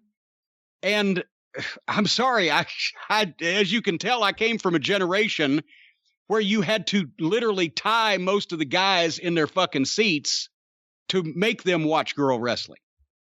I said, who's buying them? And it's, well, generally, this is where I was going with this. Generally, people call up and ask like, hey, do you have any matches with Sally the farmer's daughter in them from at least last year? Or what, you know, like mouth breathing guys were buying the fucking girl wrestling videos. And I'm like, why would you do that? Because you can get this shit on the internet for free and they're naked and using toys. So why would you watch girl wrestling for sexual gratification? The whole thing didn't make sense to me. But anyway, so now they've run off all the women fans, and the guy fans are the ones who are the fans of most of the women wrestlers because of their fucking psyches somehow. So now the promotion that probably has fewer women fans than any other promotion, because it's just a bunch of stupid jack-off guys doing silly shit to each other, is going to charge the few women fans they have $50 a month to be in their heel group. And I'm pretty sure that if most of the women that liked AEW, if they put heels on, they wouldn't be able to take more than 2 steps because they'd be stuck so deep in the fucking ground. So what the fuck? I just went looking for some quotes about this. I figured let me go to SI because they always have puff pieces, so there'll definitely be some quotes here. Here's an article from SI, Sports Illustrated, about this. Here's some quotes from Brandy Rhodes. Oh, boy. I still don't feel comfortable in wrestling, and I'm the chief brand officer of a major organization. Wrestling has a really long way to go with women. Wait a minute. I wouldn't feel comfortable on the surface of the moon as a NASA astronaut either, because I'd be way out of my fucking element. The idea came from me watching people interact on social media. I saw women getting bashed for having an opinion just because they were a woman having an opinion. That inspired me to create a place where female fans can voice their opinions. Don't let someone take your opinion away from you. Don't let that ever shut you down. Talk about what you love. This platform is a place Nobody where ever shuts her opinions down. That's the problem. This platform everything she fucking dreams up somehow gets done. This platform is a place where women can be themselves as wrestling fans, create friendships, and learn. We can create a movement, it says here in the article. To do what? Rhodes is the 37-year-old Brandi Runnels, and she brings a wealth of experience to her position as Chief Brand Officer. She also carries a degree from the prestigious University of Michigan, as well as a master's degree from the University of Miami, though questions about her education are not often included when critics opine about her ascent in the wrestling business. And then we got another quote here. What the fuck? Well, wait a minute. First of all, what the fuck does an education have anything to do with an ascent in the wrestling business to begin with? Albert Einstein would have been a rotten wrestler. I'm reminded of that every time I'm told I only have my position because I slept my way into it, said Rhodes, whose husband is AEW Executive Vice President Cody Rhodes. I never said that. She married her way into it. Not everybody that Cody's fucked actually got a position. In wrestling, the man is Adam, and the woman is Eve. Adam belongs, and Eve does not. Oh, for fuck. That's a perception that needs to change. Well, good luck, because it ain't gonna. And then I see there's more quotes here about her. You know, at this point, Brandi's trying to justify why she's there. And the fact of the matter is, I'm sure she's a very nice person. And I've never seen anyone prettier with Go Home Heat in my entire life. But no one wants to see Brandi on their TV. And no one is interested in any of this stuff that she's doing. AEW Heels.com for the women fans. Only $50 a month. Only $50 a month to learn from the wisdom of Brandi. To learn what? About what? You're still watching the same wrestling show.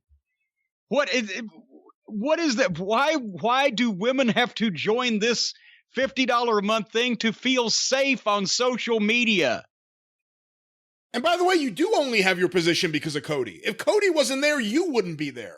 Of course not. If Cody quit tomorrow, you would not be retained much longer.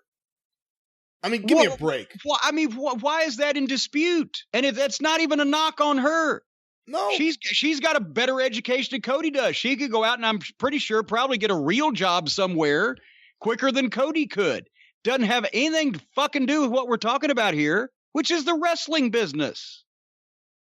And people wanting to be on television, despite the fact that there's not a real big clamor for them to be there.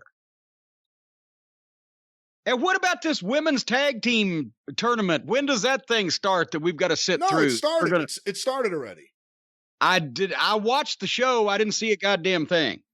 Apparently they made it a standalone show. I thought from the packages they had on TV that it was going to be on Dynamite. They created a separate show just for YouTube, I believe. You're kidding. No, and every review I heard said it was awesome. So we don't have to fucking watch it. We don't have to watch it. It will not be on Dynamite. Oh, I'm kind of interested to see wait it, a minute. Wait a minute. Hold on here. Let me see. Hold on. I'll find it. There it is. Thank God. I'm kind of interested to see it though, because from what I heard, it was just really bad. It was really, really, really bad. Well, I mean, Brandi's behind a dog it. barks and a cat meows. So yes, but we've already got bad on the major network to watch. Hey, let me ask you something. You have a women's division, right? Let's just say in the fantasy world, you have a women's division for you. Yes. Who do you feel more comfortable as the creative behind it? Kenny Omega or Brandi Rhodes? Because those are the two creative forces of the AEW women's division. If I have to pick, it's like electric chair or the gas chamber. I'll go, I think, a more feminine touch to be in charge of the women, so I'll go with Kenny Olivier. I actually think Kenny Omega has a better grasp on who can work, and you have a better chance of getting... I didn't say that. I just think I'm saying that. The girl talk will be more interesting between Twinkle Toes and the other girls. But I don't think either one of them have a grip on, anything related to wrestling. Yeah, I'm sorry. Like I said, I think Brandy's just trying to justify her position, but she's not done one thing in AEW that people have wanted to see her here. Not one thing. Yes, she did. She starred in Travis Heckel's artwork when he was making all those that week or two that we talked about it, where every fucking piece of art had Brandy leaning in from behind, peeking through a window or leaning in and waving. And Brandy, she became a meme there for a couple weeks. They made an action figure of Brandy. It writes itself. I don't know what you want from me here. I don't know. I mean, there was that famous Francis Crockett action figure back in '87. I don't know what you want. I had the John Ringley plain playset, the stewardess and everything.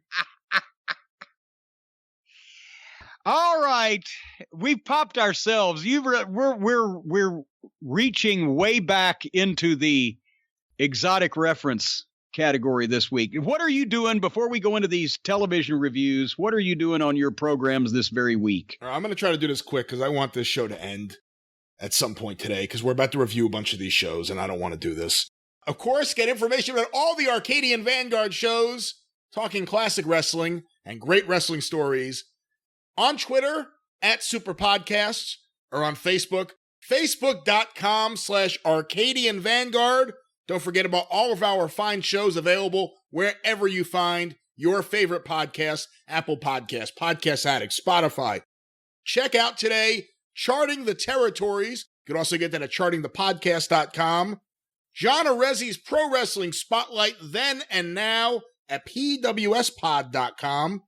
Breaking Kayfabe with Baldwin and Barry at baldwinpod.com. Stick to Wrestling with John McAdam at mcadampod.com. Of course, there is the Studcast, Ron Fuller's Studcast at fullerpod.com. I dare you to count how many times you say .com. I bet you say .com more times than I say fuck. Possibly, quite possibly. And then, of course, the Mid-South Wrestling Television Review Podcast with myself and Mike Mills, midsouthpod.com, as well as the Mid-Atlantic Championship Podcast with Mike Sempervive and Roman Gomez at midatlanticpod.com. Once again, all shows available wherever you find your favorite podcast. And of course, the 605 Super Podcast, The Mothership! Who the hell do you think you are? We are starting a brand new women's division called Superpodcast Heels, where for $50 a month, we'll talk about all sorts of women's issues around the world of professional wrestling. Now, all kidding aside, new episode is just about done. I think it should be out by the time of next week's Jim Cornette Experience, so we'll have more information about that next week. But go through the archives today, as so many of you have been doing. 605pod.com. The Mothership is available wherever you find your favorite podcasts. Just look for the 605 Super Podcast. The Mothership! Yeah. I think they ought to have AEWTwats.com. Where all the twats. You can't say that. You can't say that. Where all the twats, the insufferable twats in AEW sit there and bitch and whine and moan, and they wouldn't have a single female in the group. Yeah, I was going to say for the record that isn't, you're not saying it about females. That's actually the guy fans you're talking about. Fans, wrestlers, regardless. Either side of the locker room curtain there could be a member of AEWTwats.com. All right, well, I guess we got to do these reviews now. All right, you know everybody out there is saying, why do they watch this stuff? Because you people demand it. Stop demanding it, please. Stop demanding. That's why we do the palate cleansers on the drive-thru of good wrestling to try to somehow make it through this. But anyway, actually, this week, NXT was not hard for me to watch because they didn't... There was nothing, all-time classic that I'm going to remember 20 years from now, but there was nothing insulting or stupid really either. And we've always talked about it's the more professional program. The guys are trained, they're better athletes, etc. It's the most gritty of the WWE programs, but it's still kind of clean. Anyway, they started out with women's wrestling again. But it was Rhea Ripley, so I watched it. So don't fucking chastise me. Rhea Ripley and Dakota Kai, and you like Dakota Kai, right? I do. I was really high on her as a babyface. So they switched her heel. So they switched her heel, and she's been great as a heel. Like, she gives off like this skanky vibe, which I love. And well, we're not talking about your personal life now. I'm just talking about the way she. But do you have any numbers for the hot tub? I mean, no, go ahead. But listen, I thought, I'm gonna just say in advance, this was my favorite match on the entirety of all the Wednesday Night Wrestling this week. This match I really enjoyed. I really liked it, even with Rhea Ripley's new look and seems like a concerted effort to book her as bad as possible since WrestleMania. But other than that, I really liked it. Well, I did. I'm still not sure about her hair. I like the last hairdo she had, but I love Rhea Ripley. The attitude, the look, the physique, the body language, the facial expressions. She looks like somebody. Dakota Kai, to me, she always looks worried. She has that worried look on her face. But Ripley was aggressive. They got a little bit sloppy when they were going through a lot of ducks and dodges early, especially. And I don't think Rhea Ripley ought to be doing the ducks and dodges. She's not a duck. She's bigger than almost every single one of the other girls there. But basically in the first half of the match, Ripley basically kicked the shit out of her. And it was different stuff than your typical indie style girls match. They work a little differently. And except the only thing is, like you said, Dakota Kai was good as babyface. They come back from the break. She's in control, and Rhea Ripley can sell too. But I was waiting for Dakota Kai to really work heel. Then they just they still did moves back and forth to each other. Dakota, if she's going to be a heel, she needs to, rip a fucking eyeball or grab a nose or something. Anyway, just so we know. But, this was better than the AEW men's matches. It made sense. They were serious. They laid their shit in. And they told the story that Ripley was more physically dominant because of what they were going to fucking do in the finish. And I understand what they were trying to do. I'm not saying I agree with it. I understand what they were trying to do. Except, yes, you're right. Ripley should be much more dominant than she has been since WrestleMania and the whole 9 yards. But she hit the electric chair and got a 2 count. After she had beaten this girl up practically through the whole match, I don't know they needed to do that spot. But then she gets that standing cloverleaf, which is I love that fucking hold. I love that fucking hold. I've never seen anybody do it that way. She might have stolen it from somebody, but I don't know. And then Dakota Kai rolled through like the ankle lock, and boom, she went in the turnbuckle, and then they're fighting on the buckle, and finally Rhea Ripley headbutts Dakota Kai. She takes a bump in the ring. The referee turns his back, and right there, instantly, Mercedes Martinez down the apron with a fucking kick, nails Rhea Ripley, and then boom, jumps down, and then Dakota Kai grabs her and hits. I don't know what the fuck she hit. I don't think she hit it. It was a sloppy fucking finish. And I don't know if it was necessary to go through that much fucking time and effort or not. After leave the point on the fact that Mercedes fucked Ripley out of it. But boom, 1, 2, 3. If when Mercedes had hit that kick and she was goofy, if fucking Dakota Kai just brought her through the ropes and fucking cradled her, that would have been. But she has to take the time to set her up and then drop down and do something. And I don't know what part of Rhea Ripley was supposed to hit what part of Dakota Kai. Did you see exactly what that was supposed to be, or did it look like a monkey fucking a football? Yeah, I don't know about that. But yeah, I'm not exactly sure what it was supposed to be. But to the point of the way they're booking Rhea Ripley, who we've barely seen in a while, I have no problem with her working with Mercedes Martinez. I think that could be really good. Yeah, I'm looking forward to that. However, and I've enjoyed Robert Stone more than you, but he's a goofy comedy character. And now Rhea Ripley's, she's not in a feud with Mercedes Martinez. She's in a feud with Robert Stone. Yeah. And well, I didn't say it was going to get over, but the match between Mercedes Martinez and Rhea Ripley is going to be good. I hate that Mercedes Martinez, the badass chick that she is in the group with the middle card comedy manager, to be honest. But it is what it is. And then Mercedes got a little bit more heat on fucking Ripley. Hey, can I ask you something? Yes. After we talked about Robert Stone last week, a bunch of people wrote to us and tweeted at us. I was about to say twittered us. Tweeted at us saying that he used to be in TNA as Robbie E or Robbie Ecos or Echoes. I don't know what it is. Yes, I remember. I never watched that stuff, so I don't know who he is. Did you work with him?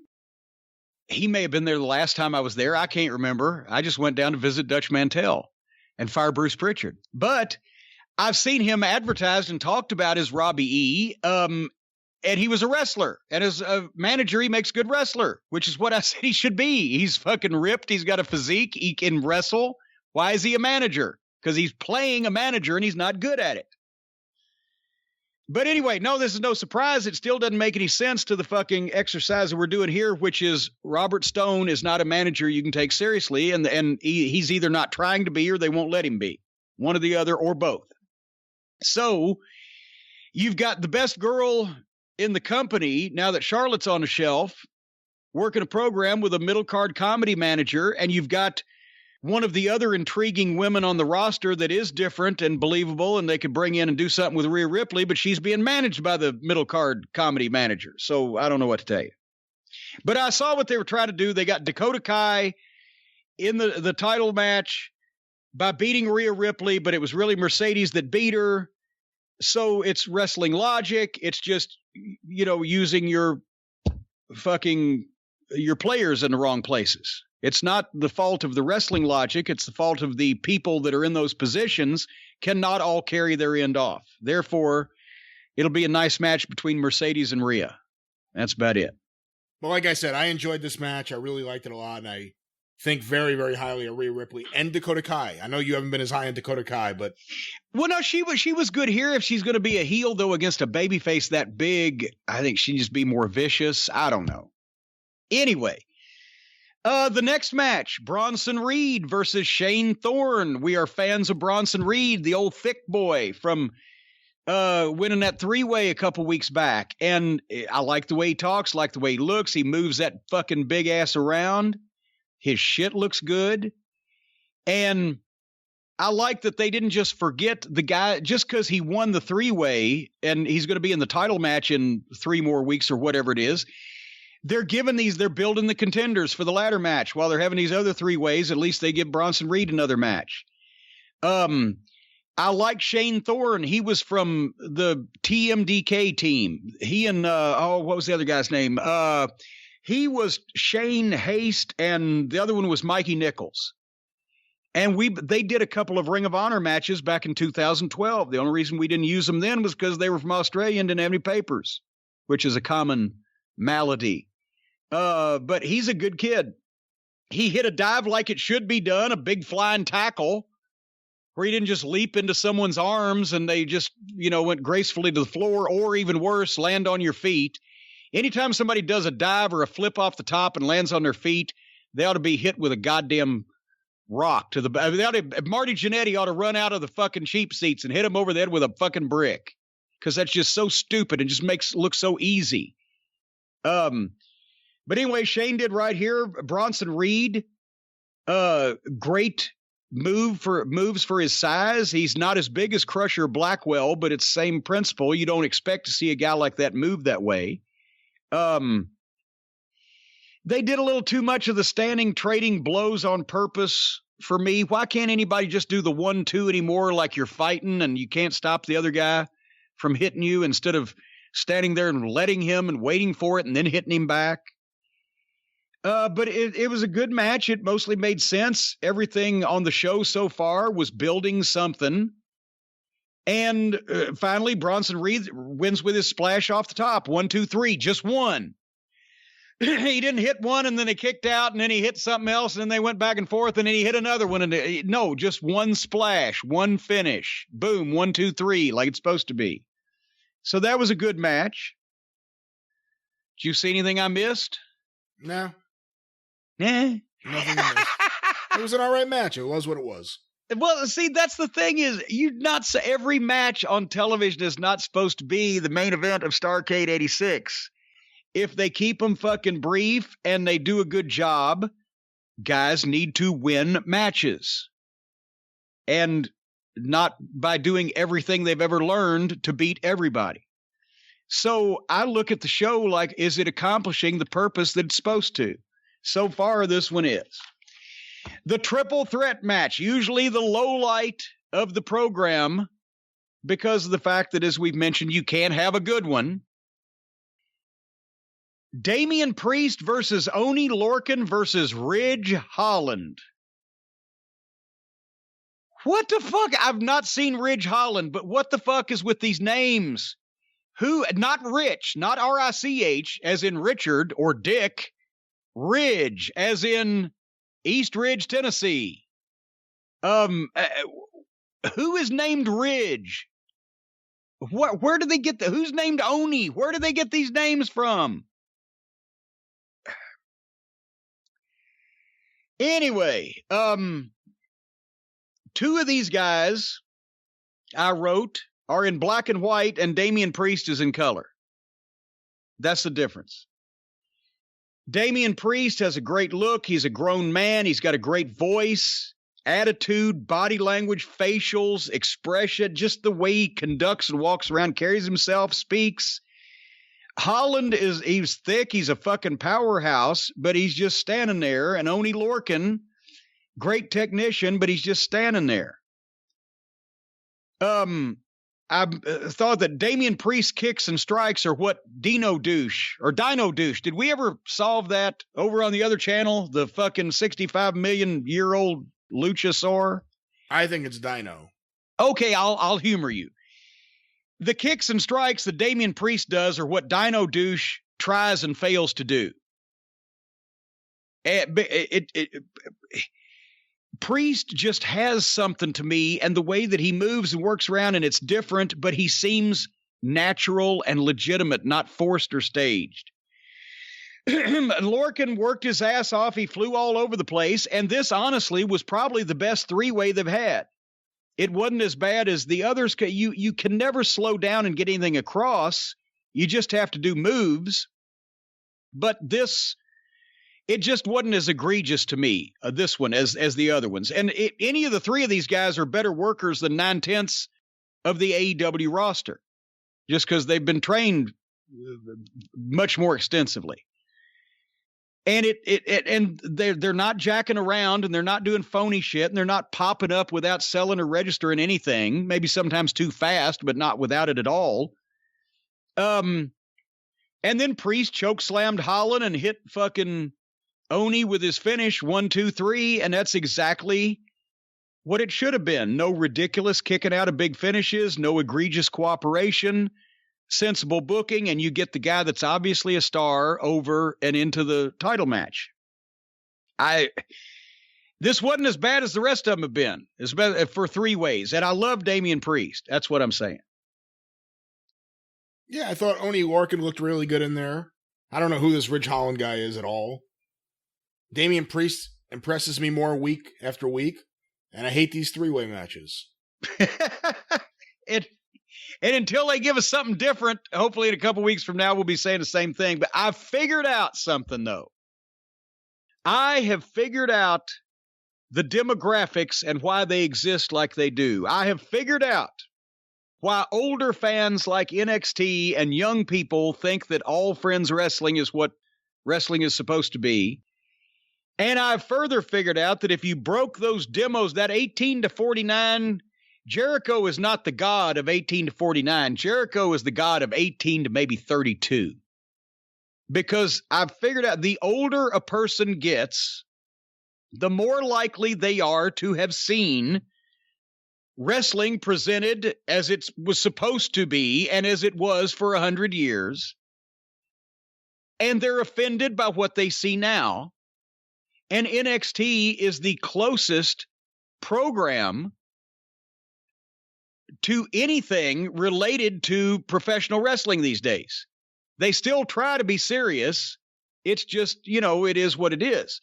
With AEW, it skews so much younger because the people that actually watch that shit on purpose have never seen proper wrestling, have never seen it presented properly, don't understand it, and think that this shit, because of the That's why I blame, more than the fans, I blame the actors, the people involved in this. They see people who they believe are legitimate wrestlers, noted veterans, whatever, participating in that all petite bullshit, and it gives them further credence to their thought that this is what wrestling is supposed to be, rather than these guys are taking the fucking money and jacking off, which is what's happening. But because they're so young, they've never seen anything else. So they think that's what it's supposed to be, and they can't understand why we're all so fucking offended by it. And instead of doing the research, they choose not to watch old shit. They choose to instead repeat and parrot what they've been told by other idiots. Well, it was all 45-minute headlocks back in those days when people thought it was real, which of course is ridiculous. And the best wrestling was not only never boring, but much more exciting than whatever the fuck they're foisting off on us these days. But to young people, instead of doing their own research and looking and seeing for themselves, they think this hokey horse shit is somehow what wrestling is, ever was, or is supposed to be. And I guess, unfortunately, just due to age and passage of time, pretty soon, when we've already lost, 10 million wrestling fans on Monday night in the last 20 years.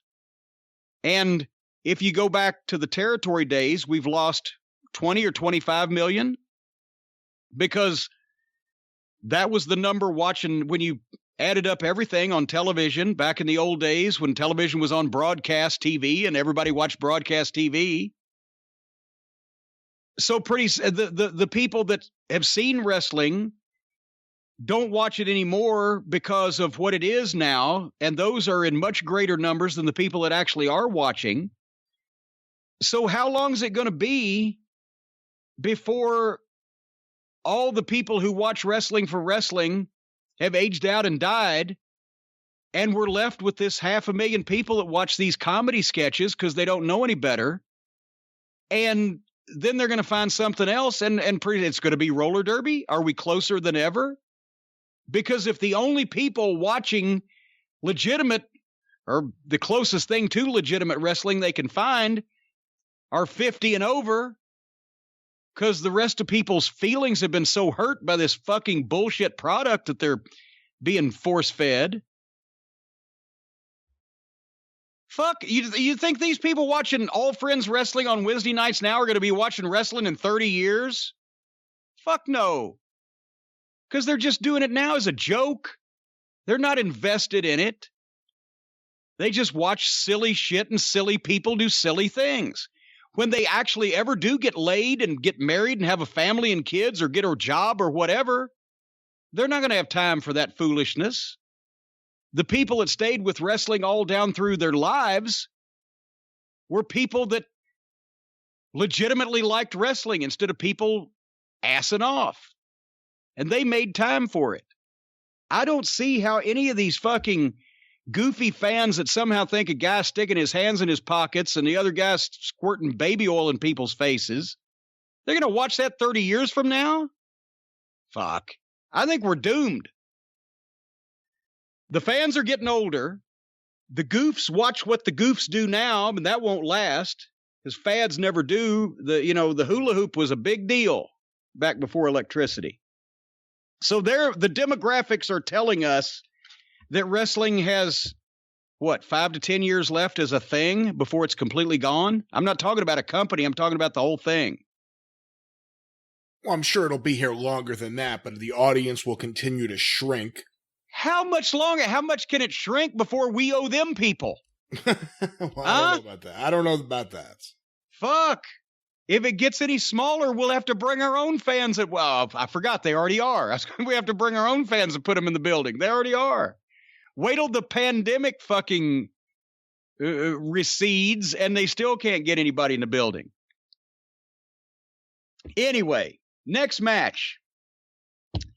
I was very disappointed in my boy Cameron Grimes and Keith Lee. Because I love Cameron Grimes. And he's even got a tan now, it looks like.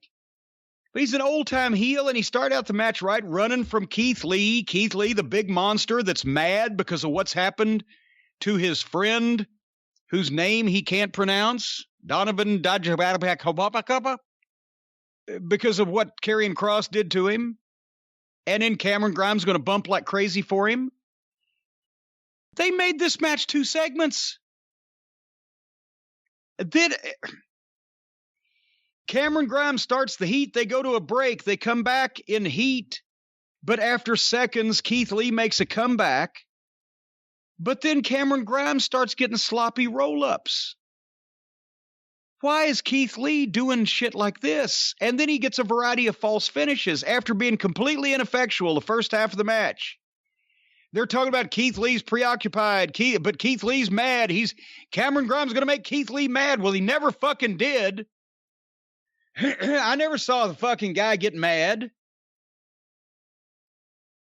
Keith Lee was too slow, too monotone-faced, too much of Keith Lee selling, too much of him taking forever to get mad, too much of him standing there and taking a bunch of shit without really selling it, but not do anything back either.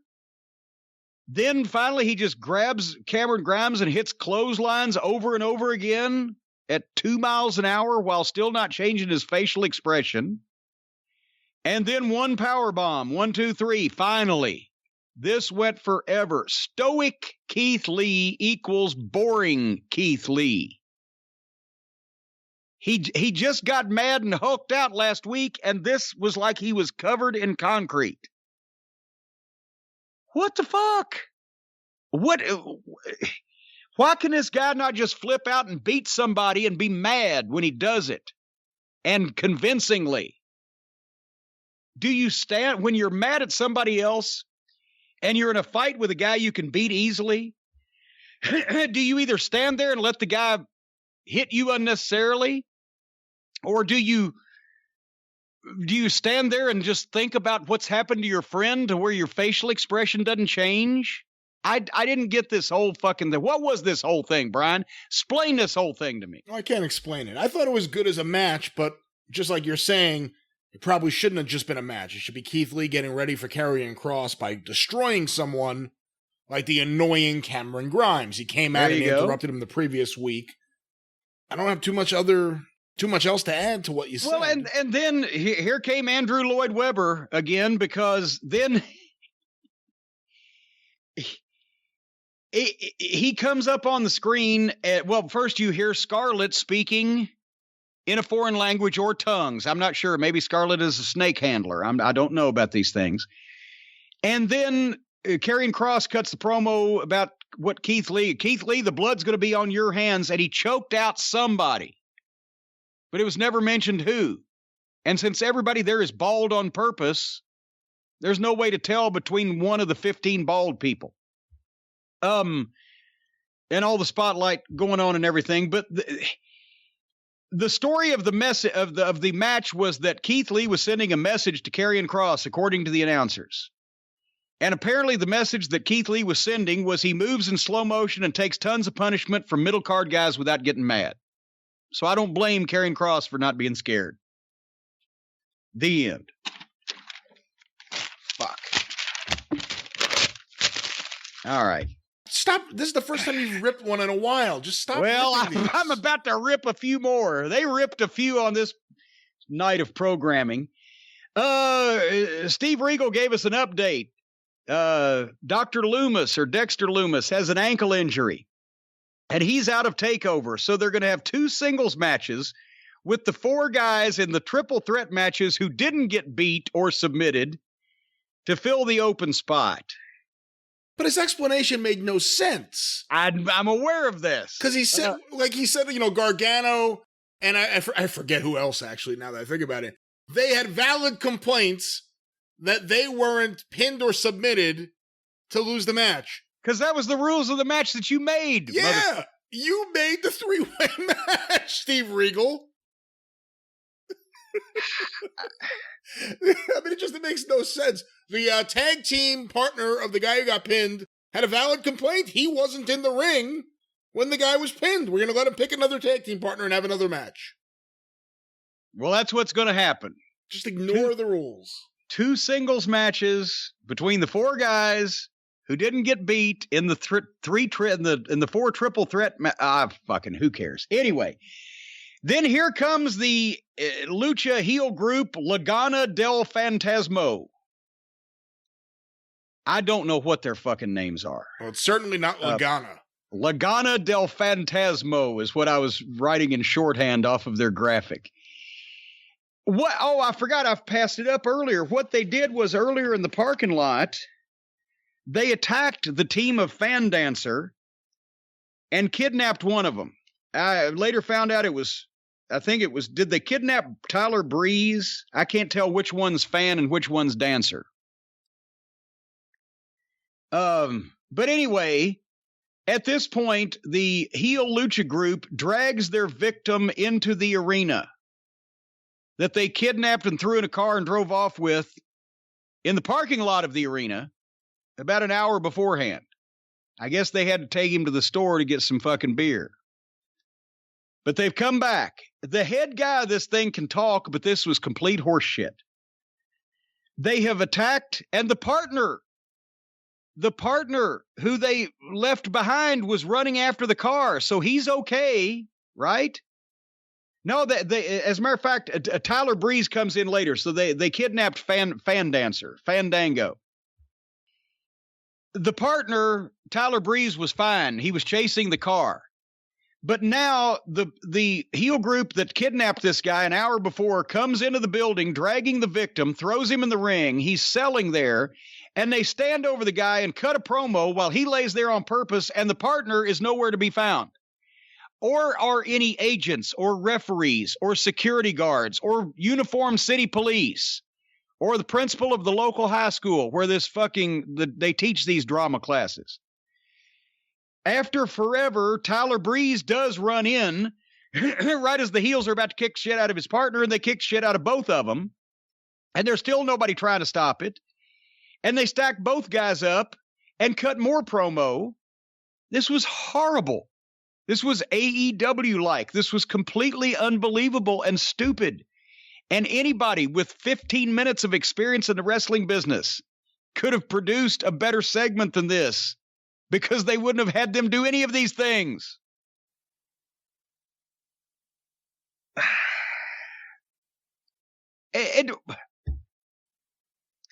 Nobody seems to take issue with any of this. It just happens in a vacuum, except for the gimmick fans making staged noise. What'd you think of the kidnapping? I thought it sucked, and I didn't care. Who gives a fuck? Fuck all these. Okay. Good deal. Here we go. Moving on. But now here we go. Damien Priest is in the parking lot. And the roving cameraman with a person behind it who asks questions, but we never see, talks to him. And Damien Priest is natural. He's well-spoken. He's got facial expressions. He sees Bronson Reed. So one moment. He goes over. Hold on a second. Hold on. This ought to be good. It's from Washington, D.C. Hello. It's Hank with the Coalition on Human Needs. Ah. The Senate has failed to address our community's needs. What community? They're seeking $1 trillion in aid to fight COVID and educate our kids.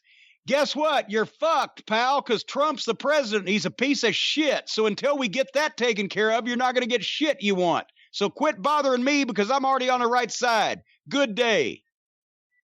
And that was Hank making an appearance on The Experience. So anyway,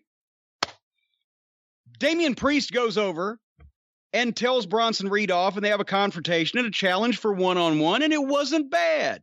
And next week, we're going to see this, and I'm looking forward to it. And this wasn't stagey or contrived to the point as all the other ones were, and they actually delivered the lines halfway like they meant them. Imagine that. When you try to do that, shit happens. But then, speaking of shit happening, the announcer, Michael Cole Jr., was with Pat McAfee. And Pat McAfee is supposed to be the babyface, right? I thought Pat McAfee was kind of the babyface just because Adam Cole has been the heel. However, if you watch that segment they did on the Pat McAfee show, I thought it was pretty clear that Pat McAfee was being a heel to poor little Adam Cole, who came in to do his show in the middle of the pandemic. And after this show tonight, I don't think Pat McAfee's the babyface. Well, you're correct in that, except I don't think Pat McAfee was being a heel. I think this is just Pat McAfee. He's playing a wrestler, and he thinks this is what you do. Because they've spent the past 2 years or more building Adam Cole up as the top heel in the top heel faction in NXT. And suddenly, here comes this loud-mouthed, obnoxious fucking football player acting like a heel with a heelish personality that's knocking Adam Cole, who's one of the most accomplished fucking performers and wrestlers in the company. So naturally, this is where I think there's still that element of disconnect. The people running the company think that football players are going to be big baby faces because, wow, football players are real and everybody likes them. That's why, because I've said many times, the people who run these companies are all fucking marks for these other sports that I don't give a shit about instead of their own. So if they thought the football player was going to be a baby face and Adam Cole was going to be a heel, then they forgot that the football player is trying to act like a fucking bad guy wrestler because that's more fun for him. And Adam Cole is being put in a position of the fucking baby face, which I don't know what the fuck they're doing. So anyway, Pat McAfee joined on color. And the next match was Tegan Knox versus Indy Hartwell. And it was a good thing because I was running fucking late. So later on, the next match was Imperium versus Bobby Fish and Kyle O'Reilly for the tag team title. Imperium, of course, are the team of Marcel Marceau and Fabian Forte. And within seconds, I tuned McAfee out. I didn't want to listen to him, and I wasn't liking it. Because he's just playing wrestler and playing heel on top of a fucking program he's doing with a heel. So I watched the match. Kyle O'Reilly's style is so different. I've said this before. He's thin, but he's tall, and his MMA influence gives him some believability, and he does unorthodox shit. So I can buy Kyle. He's really come a long way. Bobby Fish is really smooth. He's put together. He does not look his age. He is really in great shape. I liked Imperium's teamwork. They just looked, to be honest, a tad bland and young. Just plain bland and young. But anyway, they went to a break to come back on the other side. Beth Phoenix had bailed on the show due to McAfee knocking Adam Cole. So now now McAfee is clearly being set up as the fucking heel. And this match, as much as I like Fish and O'Reilly, it never got in high gear. I don't think. They didn't kick it in because it was just a backdrop at the end for this thing with Cole and McAfee. They did simultaneous Cole tags after the heat on Bobby Fish, so they weren't even trying at this point. Kyle's double dragon leg screw was a bit far-fetched, where the partners had to hold their own legs so he could double legs. It's like block the kick and hand it to your partner, and hand it to his partner, and he's just going to grab it. I don't know what the fuck that was about. O'Reilly did a great Bobby Eaton style knee drop off the top rope and held a leg bar forever, while Cole went to tell McAfee off and then threw the water bottle on him. And then here's the thing. This is why I've been saying this. Over the past several weeks, we have watched people be kidnapped and thrown in trunks of cars. We have watched people be run over by fucking vehicles. We have watched people be hit with fucking sledgehammers and blunt instruments, attempted drownings, people set on fucking fire. Nobody comes out to help. No referees, no agents, no pull apart, no fucking nobody. Nobody says a goddamn word. Earlier in this program, there was a kidnapping. Nobody came out and did anything about it. But as soon as the football player and fucking Adam Cole get in a goddamn verbal argument, Everybody, including Triple H and Shawn Michaels, hits the goddamn scene to keep them apart. And there's chaos. And there's bullshit. And it actually looked like something was going on. Not kidnapping, not rape, not murder, not arson, not armed robbery, or felonious assault with deadly weapons. We can't be bothered to get up off the fucking chair in front of the monitor for that. But the football player and Adam Cole getting an argument, we got to get out there. Shit's going to go down. So then, during the argument, Imperium caught Bobby Fish. 1, 2, 3, and the match finish was an afterthought. And then McAfee started to leave, and then in a classic heel move, goes back and fucking kicks Adam Cole in the face and knocks him out. And the last thing we see is Adam Cole laying on the ground unconscious. He's knocked out. Pat McAfee's a heel. I don't know what the fuck's going on in this fucking world. Is that what you saw? Yeah, kind of. Let me give a positive first. Really, really like Kyle O'Reilly. He's really good. I really enjoy watching him. Like you said, he works a little different than everyone else. But I'd really like if they had more Kyle O'Reilly on these shows. As far as the angle goes, I don't know if I like the idea of Adam Cole, who's been the top guy in NXT for, I guess, well over a year, getting knocked out. And I mean, by a football player. And you just saying knocked out doesn't really do it justice. He knocked flat, graveyard dead, face first on the floor out. You know, it's I don't know. There's not really a good recovery from that. And then Triple H is pushing McAfee out of there. I'm not really interested in seeing this. And I guess McAfee's trained with Rip Rogers and he actually owns a ring. I think because he played for Indianapolis, didn't he? Because I think I've seen Rip tweet pictures of him. McAfee bought a ring and had Rip come up and train him some. Because I'm sure he's a fan and he has money, but he's playing wrestler. And I know he has a show and he has a little bit of a following, but this isn't like Lawrence Taylor. This isn't even like Steve McMichael.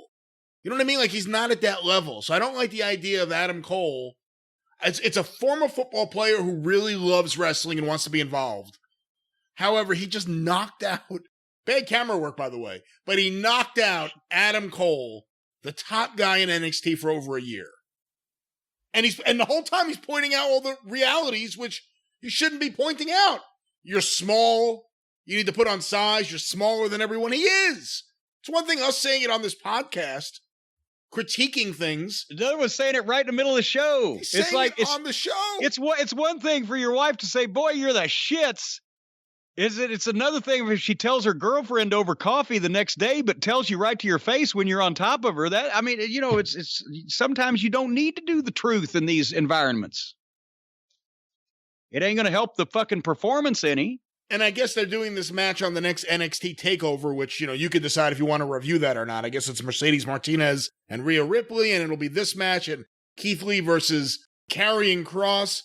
But I'm not excited to see Pat McAfee wrestle Adam Cole. Like, this has done nothing to make me want to see the match. See, that's what they always do is they always try to build the football player up as the big star and put the wrestler in a position like he's in over his head, which is fucking idiocy. But they do it all the time. Every time because they're all football marks. I couldn't pick Lawrence Taylor, Pat McAfee, and who's the other one you mentioned? Mongo. Well, Mongo I know because of the Twitter account, but I couldn't have picked them up out of a fucking lineup before I saw them walk in onto a wrestling show. So I don't give a fuck, right? But they always, instead of painting the football player as a babyface who has somehow been wronged and is trying to step into a fucking ring with a experienced professional wrestler, and the football player is over his head in this environment and is the sympathetic figure that has to overcome the odds, which is what Jerry Lawler did every time he got a hold of a football player in Memphis, which is what every other fucking promotion introduced a football player in that manner. They're such marks for all their football players. They're real. That they have to make it look like the wrestlers in over their head against them, which is ludicrous. Ridiculous. So If they brought this guy in and all 4 members of the Undisputed Era had beat the piss out of him and fucking torn his goddamn football jersey up and shoved it down his fucking gullet, that'd have been great. Then I'll get you, Cole. You're the fucking leader of the whole group. Then you got something. But no, this. Did you listen to the commentary? I tuned him out. I couldn't listen to it because it's just on and on and on. But it's just constant heel fucking wrestler lines. Well, you missed heel wrestler lines. You missed Beth Phoenix walking out because she. Well, then no, that's why I mentioned that. That was after the break when Beth left because the fucking babyface football supposed to be babyface football player offended one of the announcers by talking bad about the heel. Well, she walked out. Left. She walked out. She's not even there. She walked out of her living room into her fucking bedroom. Yeah, she's not even there. She's working from home. It's all people who don't understand anything about the basic logic of wrestling trying to put wrestling together on all the programs. Anyway, you want to go over to Comedy Central and get rid of this real quick? I like Comedy Central. Comedy Central has some good programs. Comedy Central launched a daily show. They had Chappelle's show. Lots of good shows throughout the years. Politically Incorrect started on Comedy Central. All righty, you want to go over? You want to go over to the local educational television network where they're playing reruns of Monty Python? Now this is more like modern MTV, I think. If I had to put my finger on it. Well, actually, that may be a good comparison because modern MTV, the one thing they don't have is any music, right? So modern wrestling, one thing they ain't got, any wrestling. Yeah. They opened this thing up with a 12-man tag team match. Boy, you can never tell that the only experience that the primary booker has had is writing down wrestlers' names in his bedroom. Opened with a 12-man tag match with the Young Fucks, Twinkle Toes McFingerbang, Adam Page, and FTR. I feel so bad for them. Taking on Brody Lee, Colt Cabana, and 4 interchangeable masked nitwits in the Dork Odor. They just opened up on the fucking ring. There were no introductions. They started 100 miles an hour with the Young Fucks against Brody Lee. Boring Brody, the world's most boring wrestler. And right off the bat, I noticed that even though the fake booing on NXT bothers me because you can tell it's fake booing, the AEW fake crowd noise now is more noticeable and more obnoxious because they're just going ooh, ooh, over and over. Just noise in the background, just ooh, ooh, over and over. I noticed the same thing. Yeah. And it was driving me to distraction. That and the fact that any grown adult booked this match. That I was writing down matches like this when I was 11. Yeah, all these big names I see in the magazines, I'll have them all on a team against each other, because I was a child and I did childish things then.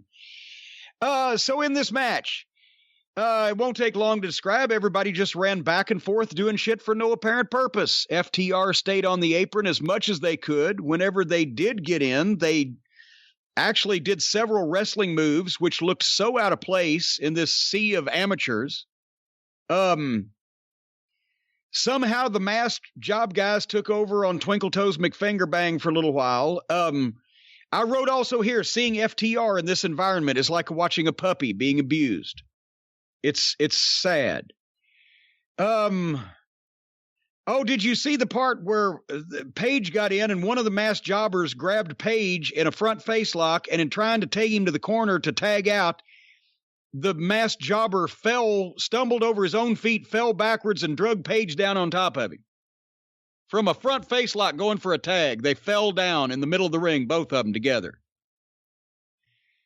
All the baby faces except FTR beat up one of the job guys with some kind of dangerous gymnastics. And then Dax worked an ankle injury and they took him out. I see what they were doing. Well, they let FTR leaves the Bucks and Olivier on his own, but Paige went with Dax and Cash. And at the start, and by the way, guys have broke their legs in the middle of the fucking ring before and been screaming in pain, and the match continues with the I've seen it, with the fucking partners still trying to do what they're supposed to do. But suddenly, when Dax turned his ankle, everybody but I think Olivier was down on the floor checking on him like he had a bone sticking through his skin. And then Paige goes back to the back with Dax and Cash to check on him, leaving 3 baby faces against 6 heels and furthering this fucking sophomorish, amateurish story between Olivier and Paige. So they left 3 baby faces with 6 heels so that they could all do their high school cheerleading moves again over and over. And then all 6 of the dork odor fuckwits tagged themselves in all at one time. Did you see that? One of them steps in, one of them gets tagged in, then turns around and tags the next guy who steps in, then turns around and tags the next guy who steps in. So they allegedly have tagged every single member of the team in legally. Like that's ever been a thing that is possible to do or has ever been done before or can be done. You fucking nitwits. Here, hold on. God damn it. What are you doing? I'm not even finished with this page. No, don't do it. No, come on. No. So I wrote then never. Wait a minute. I got to put these 2 pieces back together. Never has this much green, subpar, untrained, outlaw-looking mud show talent been in the same match together on a national television cable network. Then complete scrambled eggs. It was like they found 10 guys off the street and said, there's a ring. Go do a bunch of wrestling moves to each other as best you can. You've seen them on TV. Then Road Warrior Buck made a comeback and beat up all the heels. And then Paige came back out right then. So Road Warrior Buck, after he's already demolished everyone, could tag him. And Paige made a comeback on everybody. And I wrote this in capital letters. I swear to God, Boring Brody sat outside watching everything that was being done in a trance, waiting for his spot for what looked like 5 minutes, just sitting there on the stairs, watching everything going on in the ring, not even trying to sell like I can't get back in like the rest of the idiots do or whatever. They just all sit there now on the outside on the floor. You got a 12-man tag for half of the fucking thing. There wasn't a goddamn soul standing on the apron of the ring. 2 guys were in the ring and everybody else was laying around hiding because it wasn't their spot yet. Paige versus Brody Lee here. I've read it's a 12-man tag, and they're the only ones visible. Then they almost beat Paige, but Olivier reappeared from somewhere, and more shit happened. I just couldn't tell what. Young fucks hit 18 super kicks, and then Paige missed the buckshot lariat, almost got on Brody, almost got Olivier, but he ducked, but then Boring Brody hit a clothesline. The most boring, bland, lifeless, talentless, monotone, black hole of charisma, the most absolutely egregiously boring pushed wrestler in the business, in any company, beat their only chance at a homegrown wrestling star when Brody Lee pinned Adam Page. Brilliant. I do not know how anything in this presentation could have been worse from start to finish, except, actually I do. If Dax had really fucking broken his ankle, that's the only thing that could have made this worse. And at least they got out while they could, because when they got in, everything could be sharp, boom, boom, boom, crisp, and then everybody else would just fucking shit all over it. So at least they got out of it. That's the only good thing. What could have been worse, they could have stayed in through the rest of the fucking finish. I don't know.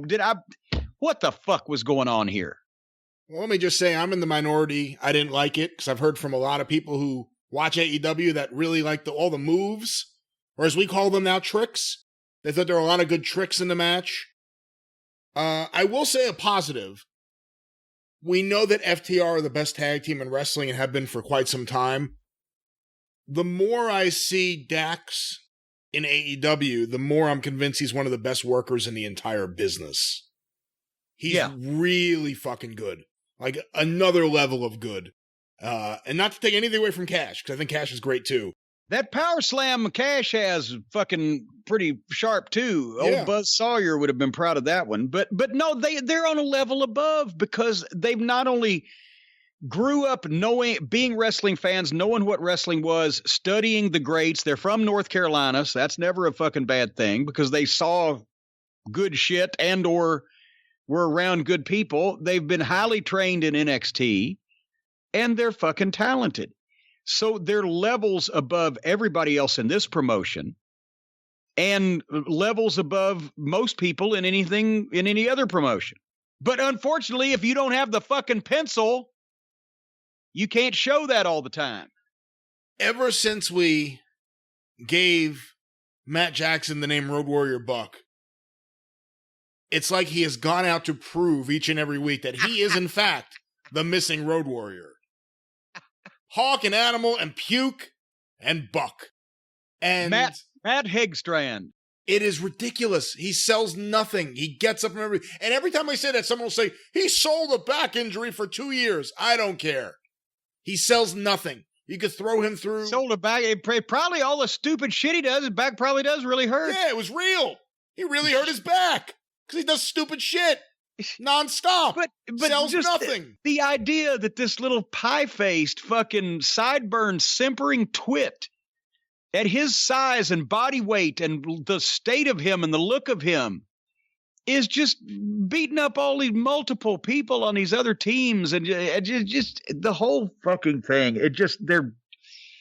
You can't look at either Buck and not look at those faces and think that Sammy Guevara has a slappable face that translates to the wrestling business. These two little middle schoolers are just slappable. And anyway. Uh-oh. You know what that means? It's a toll-free call. Hold on. Hello? Well, we're on a program right now, so why are you people always calling me? Who is that? This is Babar from National Pen. What's National Pen? The National Pen Company. Here's something else. The Cornette's collectibles extras. I'm always trying to get keychains or pins or the pocket knives. Those were good ones from a company called National Pen. That's where I would send free things to people who spent a lot of money or ordered a number of things or I was late with their stuff or whatever. I'd throw free shit in. And they would send me these mailers and I would then fill out what I wanted and send it in and they would send me the stuff and I'd send them a check. Well, then they started calling me on the phone and wanting to talk to me on the phone.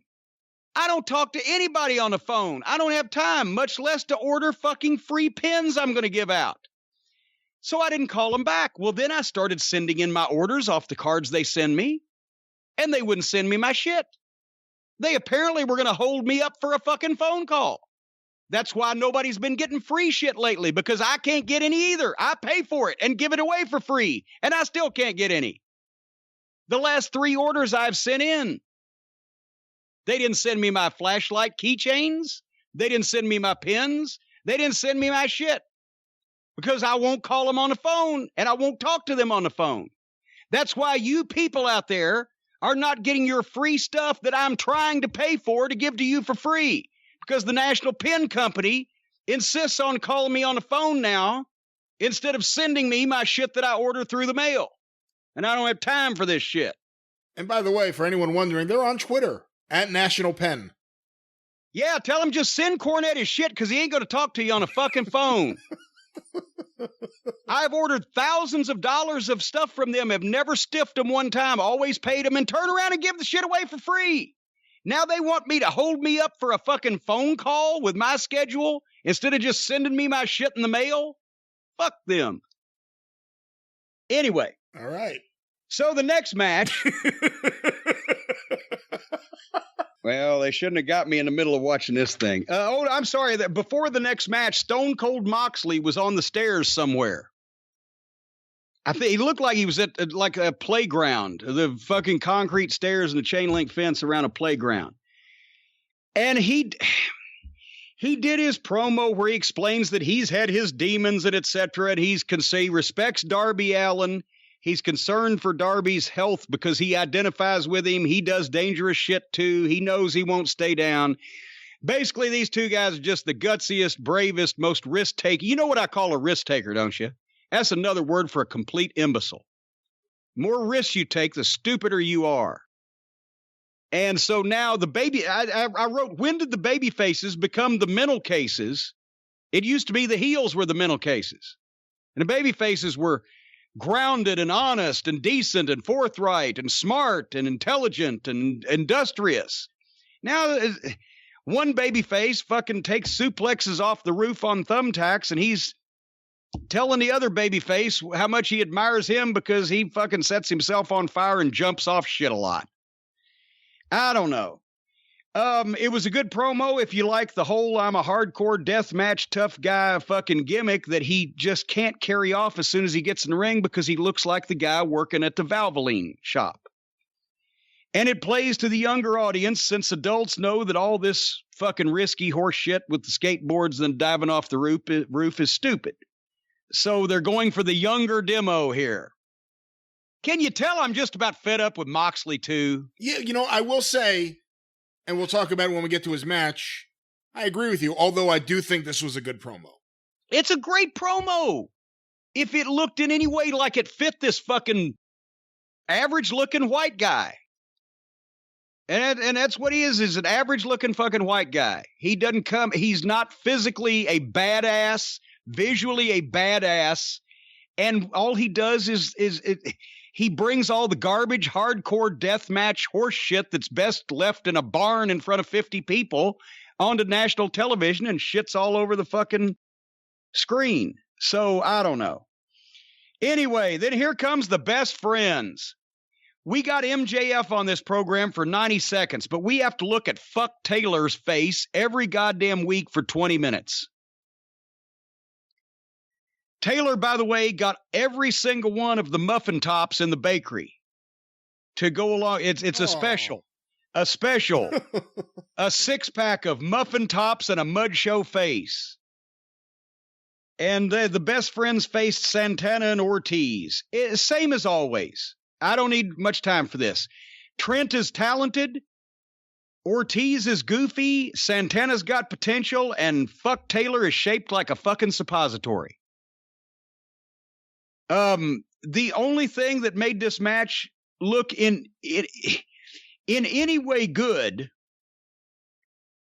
was watching Taylor try to make a comeback after the ice cold tag that they gave him. Nobody can do a hot tag either. That's impossible in this company. Taylor tries to make a comeback. That made the rest of the match look good. Apart from that, after the babyface comeback, that's never the end of the match anymore. For a fucking 100 years, babyface made the comeback, you're going home. No, now it's just the middle of the match. Babyface makes a comeback, but then they got to do fucking extra shit. They did some kind of contrived superplex on Ortiz with one babyface on the other one's shoulders. Then the heels took back over after the babyface comeback. Then the heels did better babyface stuff than the babyfaces did. And then it continued on forever. And then finally, Trent beat Ortiz. The guy that I always say I want to see win, and they always beat him, gets the win because he's the only worthwhile talent in that fucking side of the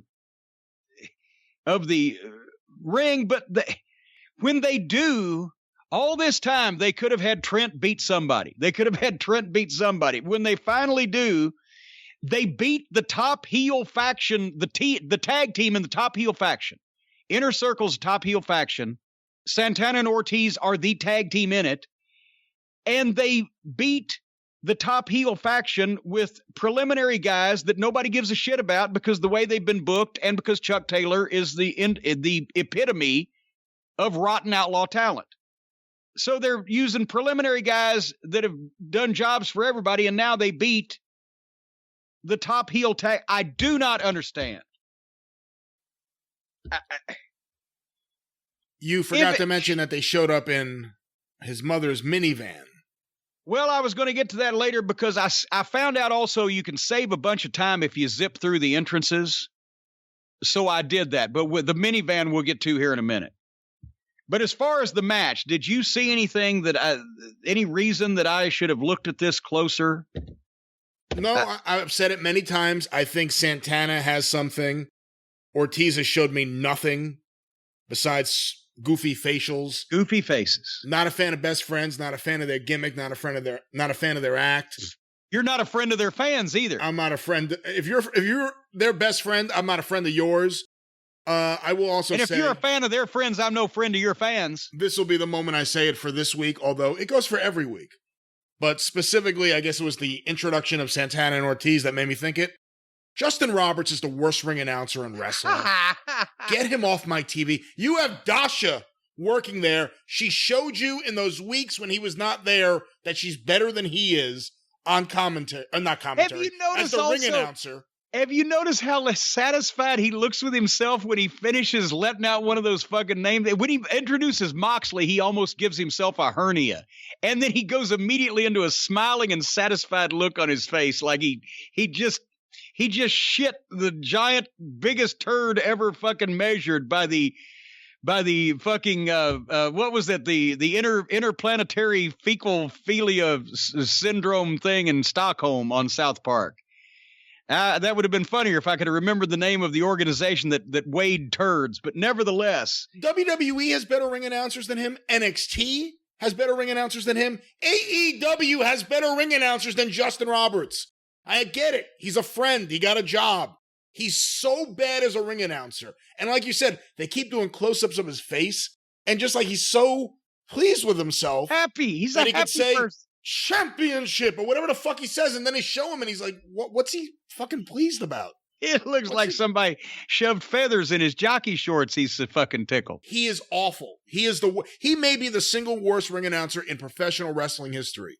No, wait a minute. No, yes. I'm worse than Tony Kittle. I'll tell you who was. He was the fucking volunteer fire department guy in Paintsville, Kentucky that filled in one night that introduced the Gangstas as from South Central Louisiana. Because he didn't know LA was an abbreviation for Los Angeles. Well, no, actually even better than that. They had Jack Reynolds do the Clash of the Champions once, and he's reading it off a card, and he goes, "Here are, from Kilos, Russia, at a combined weight of 128 pounds, the Russian Assassins." But those were one-off instances. Consistently, on a regular basis, he is the worst in the history of professional wrestling. And they have a better person there in Dasha. Much, much better. You know, she doesn't have the right friends at this moment, but we'll see what happens in the future. But also, Justin Roberts should follow the rule set for referees. A great referee is someone who helps the fucking match and you don't really notice him getting in the way.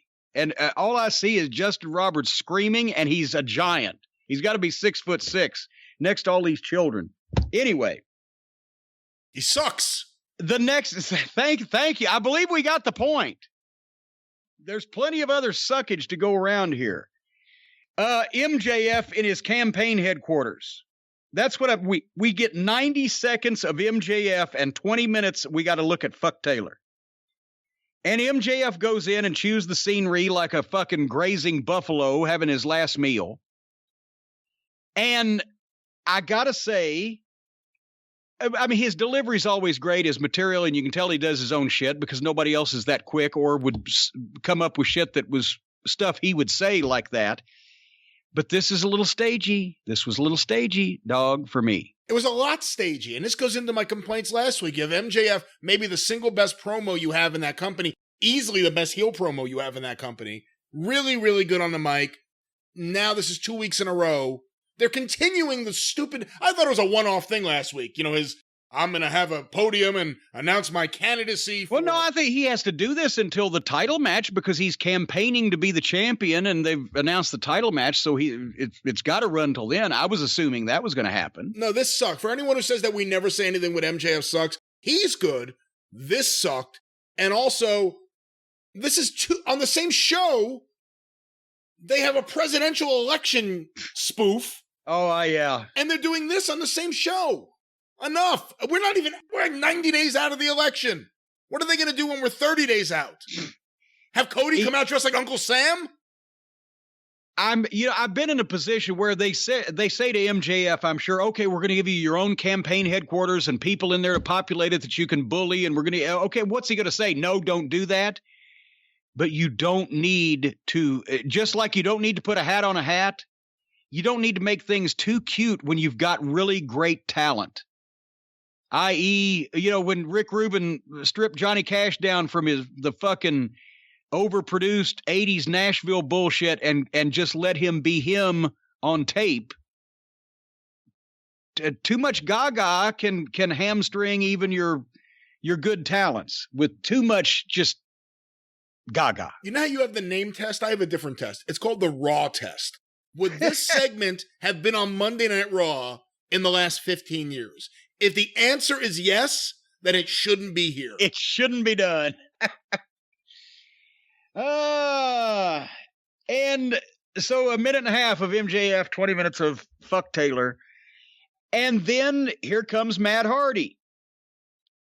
And did the promo as himself. And we were talking about this a week or two ago. He said he's going to start being himself. The one line, he said, we listen to our audience. Apparently, a lot of people listen to this program also. They don't hear it sometimes, but they listen to it because they've taken some suggestions. But he said, the people want Matt Hardy to be Matt Hardy, and of course they do. They don't want him to teleport from ice machines or be 3,000 years old or whatever. They want Matt Hardy to be Matt Hardy. And he praised Private Party to close that little deal up. And then he started talking about Sammy Guevara, told him he had originally liked Sammy, but he needed to get away from Jericho, and Sammy wouldn't listen. So then he talked about Sammy Guevara coming out and attacking him from under the ring and making his reappearance after he was put in a timeout for being a bad boy on a podcast by the principal.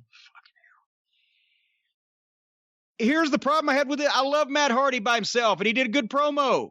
Not by himself, Matt Hardy as himself, a real person. He did a good promo. Did you catch what they did with Sammy Guevara that just blew the whole fucking thing? I'm not sure. Matt Hardy is in the ring talking about Sammy Guevara, talking about how he came out from under the ring and attacked him before and how he's going to get even with it and he's not going to get away with it. And while Matt Hardy's in the ring with the floor camera on him, and they can cut back to the play-by-play camera, the handheld guy, the floor camera guy, handheld, same thing, standing in the ring, shooting Matt Hardy. They've got the play-by-play camera, which is the hard camera up on the locked position in the stands. They can shoot that. But for no reason, another handheld down on the floor was shooting the exact spot behind Matt Hardy and down below the ring that Sammy Guevara was going to come out of from under the ring in this instance. So as soon as he came out from under the fucking apron skirt, within 1 second, the camera, they already had the shot and they just switched to it.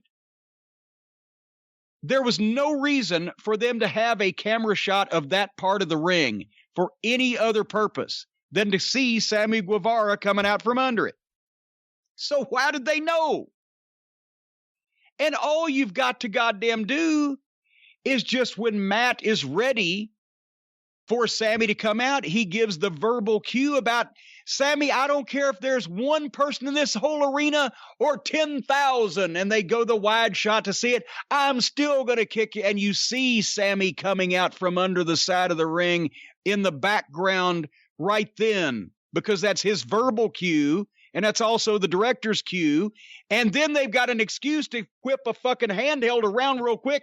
My God, there's Sammy Guevara. And then he rolls in the ring and Matt says, I knew you'd come, and turns around and meets him. Boom. And it wouldn't have looked fucking staged, would it? But they can't fucking bother to put that much work into it. So then they get in a fucking fight. And Matt beats Sammy up on the floor, and he slams him through the table or into the table and hits him with this and that and the other thing. And then as Matt is setting up the table, he's going to apparently put Sammy through, when he's already slammed him on the fucking timekeeper's table anyway. But Sammy Guevara posts Matt from behind, boom, to stop him. And then goes over, and I don't know what the fuck. I've seen guys get potatoed and respond like this, but for no fucking blood coming from Sammy Guevara's face, no fucking bone broken, no injury that I could ascertain. Why he did this, I have no idea. He grabbed a chair and whipped it as hard and as fast as he possibly could straight into Matt Hardy's fucking face. There was no way to work that. And some idiot is going to say, well, it was one of those plastic chairs. It wasn't real heavy. You dumb fucking idiot. You don't throw anything that fast towards somebody's face that has shit sticking out of it and is an irregular fucking shape. It's got legs. It's got a back. You don't know how it's going to fucking twirl and spin, whatever the fuck. Was that the most irresponsible thing that you have? I don't know if ever, because I've seen a lot of things. That was one of the most irresponsible things I've ever seen in my life in a fucking match anywhere. I've never seen anything like that with a chair in wrestling. And I don't know what is, I mean, I've seen a few being thrown by guys at fucking marks that were trying to come in the ring. It looked like that, where they were really trying to hurt someone badly, quickly, and on purpose. But I've never seen one of the boys do that to somebody else. What? I don't know what. So the point is, naturally enough, Matt Hardy gets a fucking gash in his head that I guess they said on Twitter took 18 stitches to close. The pictures of it didn't look good. It looked like an axe wound. And then Sammy Guevara, while Matt is laying there and there's already a giant puddle of blood under his head while he's laying on the fucking...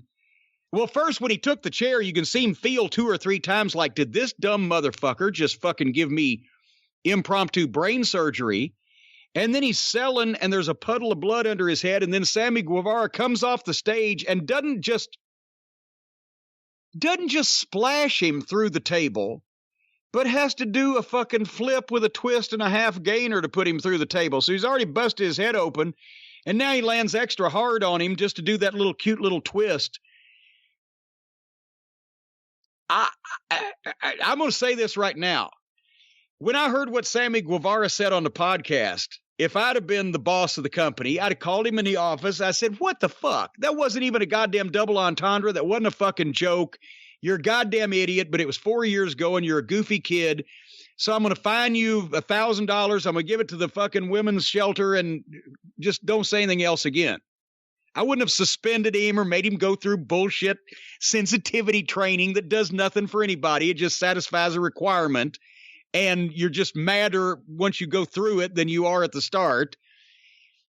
If I'd have seen him throw that chair at Matt Hardy like that, I would have fucking suspended him for 6 months. That's something you suspend a motherfucker for. That was careless and reckless and unnecessary and dangerous and hurt a fucking veteran that's trying to get this kid over. So his fucking, I want to rape Sasha Banks, I'd have fined him and told him not to fucking say stupid shit again. For what he did there, I would have fucking suspended him if I didn't fucking fire him. Wouldn't fire him. I'd bring him back to get his ass beat. Then I might fire him. That was fucking ridiculous. So, glad to know we got our priorities in the right place. Guy says something stupid on a podcast 4 years ago. Let's suspend him for a month, cost him a lot of money, make him sit through a bunch of fucking classes that ain't going to teach him anything. Guy caves a fucking 30-year veteran's head in, causes him to bleed out on national TV. He can just apologize. Fuck, what the fuck is the matter with everybody anymore? No wonder I don't want to have anything to do with this shit. But meanwhile, well, wait, did you have any comments about Matt Hardy's attempted fucking prefrontal lobotomy at the hands of Sammy Guevara? Well, I kind of addressed, I've never seen anyone use a chair like that. I thought Sammy did a pretty spectacular trick on the Matt Hardy on the table, but like I said, I've said it before, I just don't want to see Matt Hardy anymore. I'm done with Matt Hardy. There's nothing he can say or do that will interest me. I've seen it all. He's done it all. I don't care about this feud. I don't look forward to seeing this match. There might be a receipt coming up. It might get interesting after this. I just don't care. Matt Hardy was a big mistake as a signing. I want to see Matt Hardy. I didn't want to see fucking Beatrice Arthur or Damascus or, the time traveling dude or whatever the fuck. And I hope it's not too late where people don't feel the same as you do and they want to see Matt Hardy because it's Matt Hardy instead of fucking whatever the foolishness. But did you notice this? Even when given an impromptu and unexpected gift, because let's face it, a babyface bleeding like that after an angle, wouldn't you have sent the doctor to ringside? Wouldn't you have called some audibles? Wouldn't you have said, hey, let's somebody go down and help him and maybe we'll get a stretcher and let's shoot some more of this blood? Because let's see it pumping out of his head, because that way all the people that think this is all bullshit will go, how the fuck did they do that? That's really coming out of his head. A cut like that, you can wipe it and it'll fucking start shooting and they'll see it. They'll see it looks like a gaping pussy on his forehead. Doctors and paramedic people with compresses and ice packs. And let's let the announcers walk over there and see what the fuck's going on. It's not like on this program, especially, we're not seeing anything really good at the expense of stopping down and making a big deal out of this. But I swear to fucking Christ, I don't even know if anybody had taken Matt Hardy's pulse yet or not before they cut away from Matt Hardy, a wrestling legend, bleeding to death to cover the destruction in the parking lot of the mid-card or preliminary babyface's mother's minivan. And by the way, you brought up earlier the camera with Sammy. Is that more ridiculous than the camera inside the minivan while they're destroying the minivan? Oh, well, no, actually, you're correct. They did have a camera so you could see the cool shot of the fucking fake fucking slapjack that they use breaking the window out. Of course, it was a real one in this case, I imagine. I don't know. Maybe they got fake car glass. Who knows? But the Heels decide to demolish Trent's mother's minivan. I can't even say that with a straight face. To get even for getting beaten in a wrestling match, and this is totally impromptu and unscheduled, so they've got a camera in the back of the minivan waiting for somebody to break the windows out. And they beat up the minivan, and this is what we've come to. Is you're going to get heat on the baby faces by trashing their mother's minivan. When the reason why one of the many reasons why nobody gives two shits about your baby face either is because 2 weeks ago they just got driven to the fucking match in their mother's minivan. Is that they're just not trying to appeal to anybody other than the zit-ridden, poorly groomed, unshaven, greasy, computer-living, video game playing fuckwits. We used to know one looked something like that. He was a real bitch that watched this program and live in their mother's basement and eat their Hot Pockets as like a rib on South Park, right? That's all they're going for here. And they don't realize that every grown adult man that's ever had some pussy or got a blowjob in the back of a dumpster behind the Greenville Memorial Auditorium by 5 women at the same time. What? Every single one of them wearing fur coats in warm weather and nothing on underneath. What? Those people, those grown adult men look at these fucking little pricks in their mother's minivan and go, fuck you, you fucking children. What the fuck is this? If Stone Cold Steve Austin ain't going to be on this program, I'm going to go watch somebody else fight instead of a bunch of grade school kids fighting over their mother's minivan. 2, maybe 3 women, I understand. But after that, it's a bit excessive, I think. They were all friends. But after a while, they made the conscious decision to come to the matches wearing fur coats, high heels, and not a stitch of clothes on underneath any of them. I understand, but to use this example, for instance, if someone were behind the dumpster. Yes. And this was happening, one girl could do one thing, another girl could do another thing. Maybe, like I said, at best, a third person could get involved. The other 2 are in the back waiting for a turn or just hanging out and talking. It was a rotating type of thing, but there was a lot of conversation going on from the people who weren't busy with something else, but it was a rotating kind of thing. Just see if we could get away with it. If I'd been the main event that night, That was the reasoning behind it. Well, yeah, if I'd have been the main event that night, I would have hopped them all in the car and we'd have gone somewhere, but I didn't have that much time, so we could only get to the fucking dumpster down at the end of the building. Anyway, so the next match was the Dork Odor against Cody Rhodes and his old friend, new talent in the industry here in AEW, Matt Cardona, as in who the fuck is Matt Cardona from last week? And they had AAA in the corner, AAA, AA in the corner, or AAA. Maybe they had fucking, I don't know, goddamn the whole company, AAA, and even Trent's mother's going to need AAA after the job that Santana and Ortiz did. So the two more members, this is 2 Dork Order matches, and these two come out with no masks and then put them on. And that was an old heel thing that sometimes the heels would do, loaded headbutts or whatever, blah, blah, blah, but there's no reason for these 2 interchangeable jobbers that nobody knows or cares or gives a shit. Wikipedia says who? What the fuck? Google says you're shitting me. I don't know what the fuck you're talking about. And I wrote, if this is a 4-minute TV match to get Cardona, the new talent, and Cody over after after Cody got beat up last week, I'm fine. One of these fucking goofs is barely 5 feet tall. The Dork Order. So somewhere or another, they start having this match. And did you see the part where one of the dorks shot Cody toward the turnbuckle and he did the baseball slide like he was going to slide underneath the bottom rope and evade the turnbuckle, but he slid right into the post on his own and hurt himself? I didn't get it. And then that's how they got the heat on him. And they got heat on selling Cody again, selling for these teeny weeny interchangeable fucking jobbers. To give his partner, the new talent, a tag so he can make a big comeback. Fine. If that's what you want to do, find 2 grown men that look like they may be able to. Once again, is there no legitimate talent out there in wrestling now that the best that a billionaire can do is this? These people on this fucking program? Guys that in the territory days couldn't have done jobs on fucking Saturday morning television, and they're on national TV now?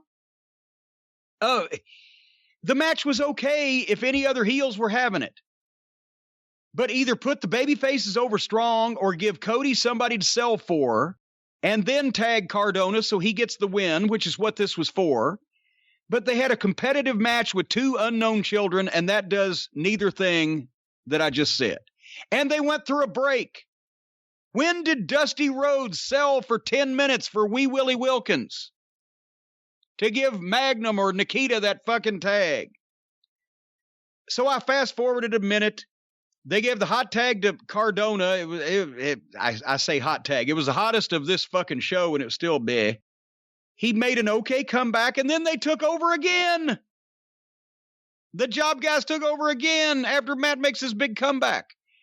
And then Cody suplexes one of them out of the ring, and Cardona hits the other one with his finish. 1, 2, 3. Way too long. 3 times too long. 3 times too long. And my God, they used to have better looking job guys on Memphis TV that would show up for $25. And I assume they're paying these people more than most wrestlers get paid. Because, did I mention Tony Khan's a billionaire? No, he's not. His father is. His father's a billionaire. And by the way, at ringside during this, Nyla Rose was in the crowd wearing a T-shirt with her hair pulled back, sunglasses on her head like a fat chick going to Walmart. Oh, that's uncalled for. No, it's not. Yes, it is uncalled for to have your fucking big fucking women's division star looking like a goddamn fat chick headed to Walmart on national television. When's the last time you saw Sable or Trish Stratus or pick a fucking WWE female star from the past 30 years that you saw in the crowd, no makeup, hair pulled back, sunglasses on her head, wearing a fucking T-shirt? And this just makes it even more egregious because most of their talent doesn't look like anything anyway. So they don't really, it doesn't matter that they're all sitting out in the audience being fans. But for their top guys, when they have MJF and Wardlow out there, that's fucking insanity. Save your top talent. You got plenty of fucking job guy. Most of the fucking talent on this television program should have been in the fucking stands instead of the ring. Don't put your top people out unless they're in full gimmick and a reason to be there. When they're just seen as fucking schlubs, that's what they come off as. A fat chick going to Walmart. Then here came the best friends again, standing in front of the van, crying over the junkyard dog was blinded and couldn't see his daughter. Right? Fucking Jerry Lawler had his leg broken and his crown stolen and his kingship of Memphis taken by his former manager and best friend. Other people have been turned on by their tag team partner over the world championship or hundreds of thousands of dollars. These two legitimate nitwits are upset because of their mother's minivan. And here are actual quotes. Fuck Taylor said, "Not only did you destroy my friend's mom's van, but you heard do not touch my mom's van," is what Trent said. Trent said, "You're going to personally apologize to my mom on speakerphone." So now it's just we're just jacking off. We've got our dicks in our hands and we're just spraying sperm all over the camera lens to come in a giant bukkake all over the viewers' faces, because if they're watching this stupid shit, it's what they deserve. So they are jizzing all over their fans' faces because they're stupid enough to watch this shit. Does any legitimate wrestling fan ever want to see either one of these two idiots again after this promo about it nearly in tears over their mom's minivan? There are some hardcore AEW fans that enjoy... I said legitimate wrestling fans. I don't know. Honestly, these two guys have go-home heat with me as well. I don't want to see them on my TV anymore. Funny enough, since Orange Cassidy's been with them a little less, I care about them a little less. But no, this is awful, and this is bad, and I'm assuming the Young Bucks are booking this tag team division, which is just so stupid, and I don't care about this. I don't like this. I don't know why anyone would like this.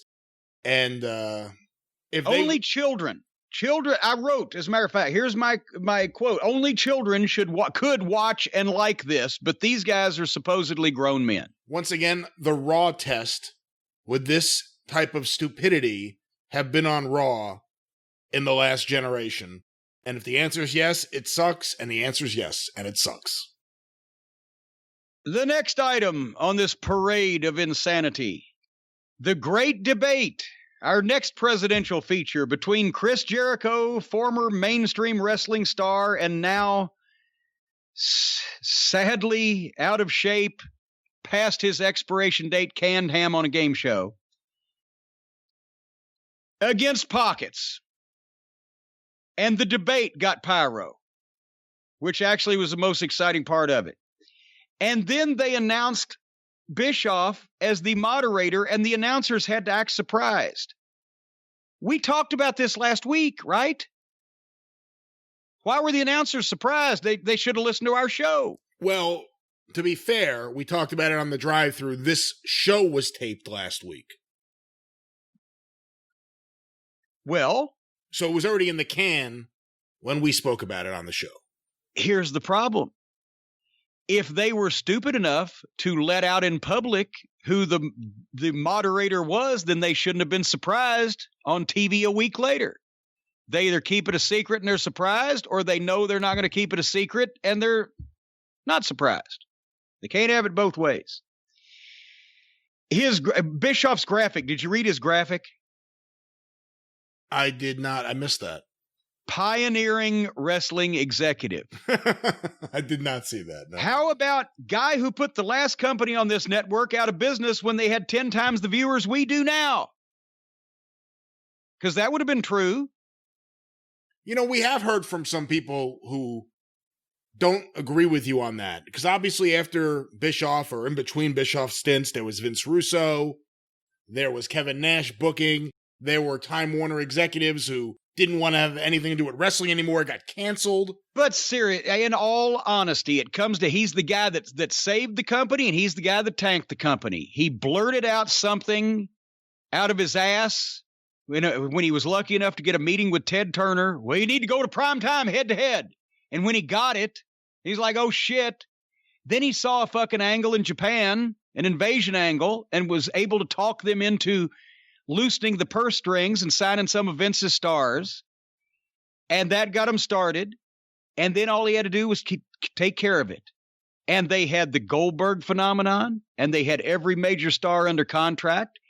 And he could have easily picked other people to be creative, but he didn't.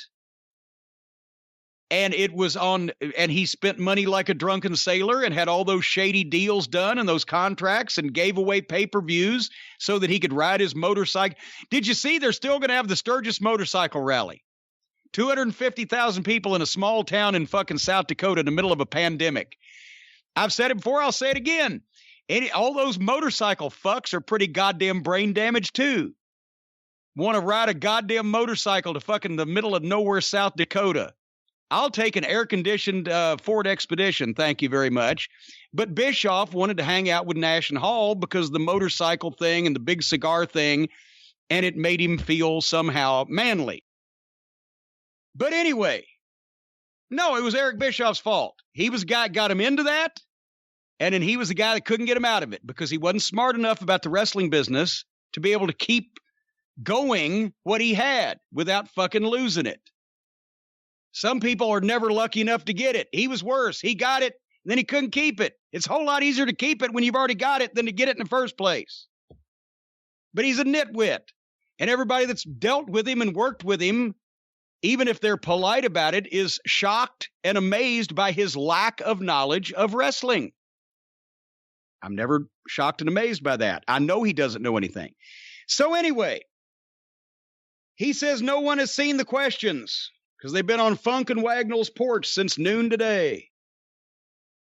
Pockets wandered out and rolled into the ring. Jericho came out. I wrote MJF could have been out here getting over, but instead we've got this. Pockets put a clip-on tie on his T-shirt.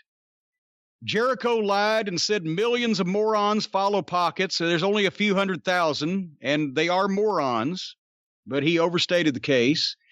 Pockets wouldn't talk and had no response. Jericho tried. He was really cutting a promo on him, trying to make this entertaining, and it's just a one-note joke, this fucking clown. It was old the first time you see it. It gets older after that. I know Jericho doesn't need the money, so that's why I think it's so embarrassing that a guy who's been at that level of star in this business agreeing to do this and not even needing the money for it. I could understand if bad investments, he was broke, he had sick family members, but just doing this just because, he wants to be a game show host next or whatever, I don't know. They stuck in a question on global warming so Pockets could recite in an unconvincing fashion an answer that he had memorized with no feeling. Jericho, again, knocked him, tried to save this. It went way too long. Finally, Pockets speaks seriously about Jericho. It was not worth the wait. He sounds like he looks, and that ain't good. I wrote he talks like a bored teenage girl in both tone and bass in his voice. Pockets told Jericho with a straight face. Well, his face is always straight. But Pockets told Jericho that next week would be the biggest match of Chris Jericho's life. And a bunch of people, well, not a bunch of people, because there ain't a bunch of people at home watching this shit, less than 1 million. But the less than 1 million people at home watching this, 3/4 of them looked at each other and said, wait a minute, he's wrestled The Rock, Steve Austin, and The Undertaker. And next week is going to be the biggest match of his life, according to this fucking guy. This is why they're going to get free TV viewers, and they're going to get their devoted fan base of masturbators from the basement to fucking watch, and nobody else is going to watch because it's just so honestly an insult to your intelligence. If he was out there with Cody, or if he was out even with Moxley, or if he was out there with Jericho, I mean, anybody that has had some kind of name and or recognition and or talent and or looks like something, or some of few of the above, you could kind of get away with that because it's wrestling. And people wouldn't be inclined to say, well, now, wait a minute, he wrestled The Rock and he wrestled Steve Austin because it's Cody or it's Moxley or it's fucking some name they know. But this joke, and they're trying to say that people are instantly going, okay, I don't believe anything else anybody in this program ever says, because that's just patently on the face of it ludicrous. And then the more the announcers try to back that up, then the less faith the people have in the announcers and the less they believe what the announcers say. And that's the reason you hired Jim Ross. It's because he's the one voice in wrestling that people believe.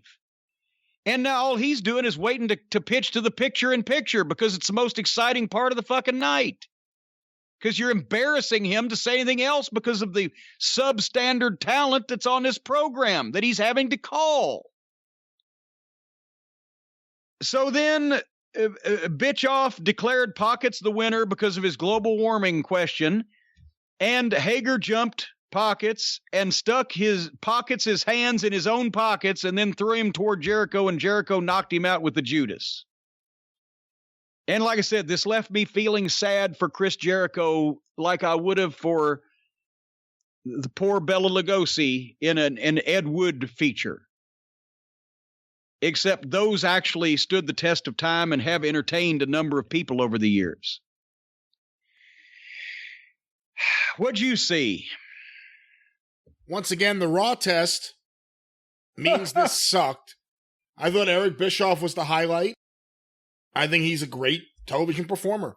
I know a lot of people just have the attitude, oh, he's from wrestling's past, he shouldn't be on the show, especially because there's so many others from wrestling's past. Well, no, I thought it was somewhat kind of to the bone that he came back. Tony Khan is such a mark for the days of Tuesday Nitro or Monday Nitro or Thursday Dynamite. It was Monday. It was on Monday's Nitro. Well, yeah, it was Monday Nitro and Thursday Dynamite.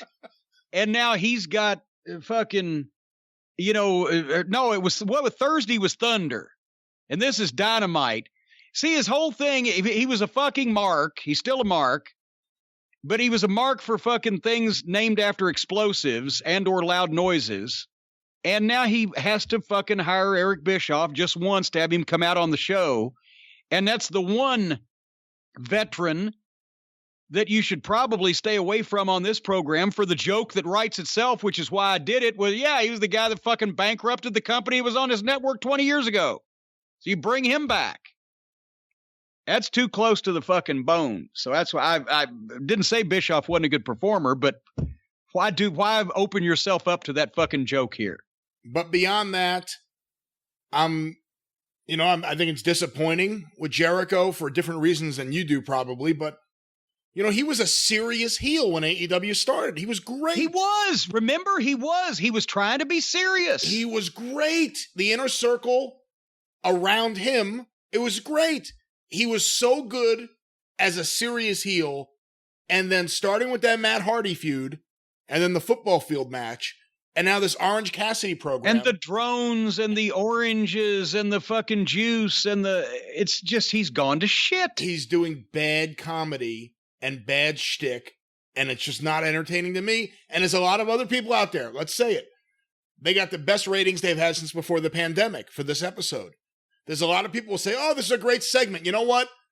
This Is Your Life, The Rock, got better numbers than any segment in Raw history, and was one of the worst unwatchable pieces of shit in the history of wrestling. And Shitstain still thinks it was a highlight. That's how far gone he was. It was awful. I watched it live as it happened. You kept waiting for something to happen, nothing happened. It sucked. It did better numbers than anything else. This Orange Cassidy Jericho feud just isn't doing it for me. Chris Jericho has just become mid-card comedy Chris Jericho again, which is pretty disappointing, all things considered. Yeah. Orange Cassidy, I mean, like you said, it was he clearly memorized a bunch of things for a question that had no place being there except to set up Well, that why does every supposed grown adult man in the business now sound like a girl? I sound like goddamn James Earl Jones next to these fucking high-pitched little squealy sissy fucks. What the fuck? Well, Mr. Jones, I can't answer that question. But no, this segment didn't do it for me. This is the second presidential spoof on this episode.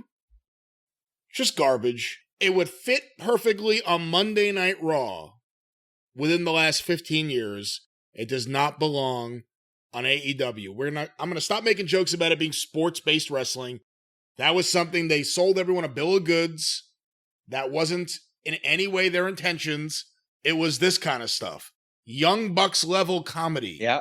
See?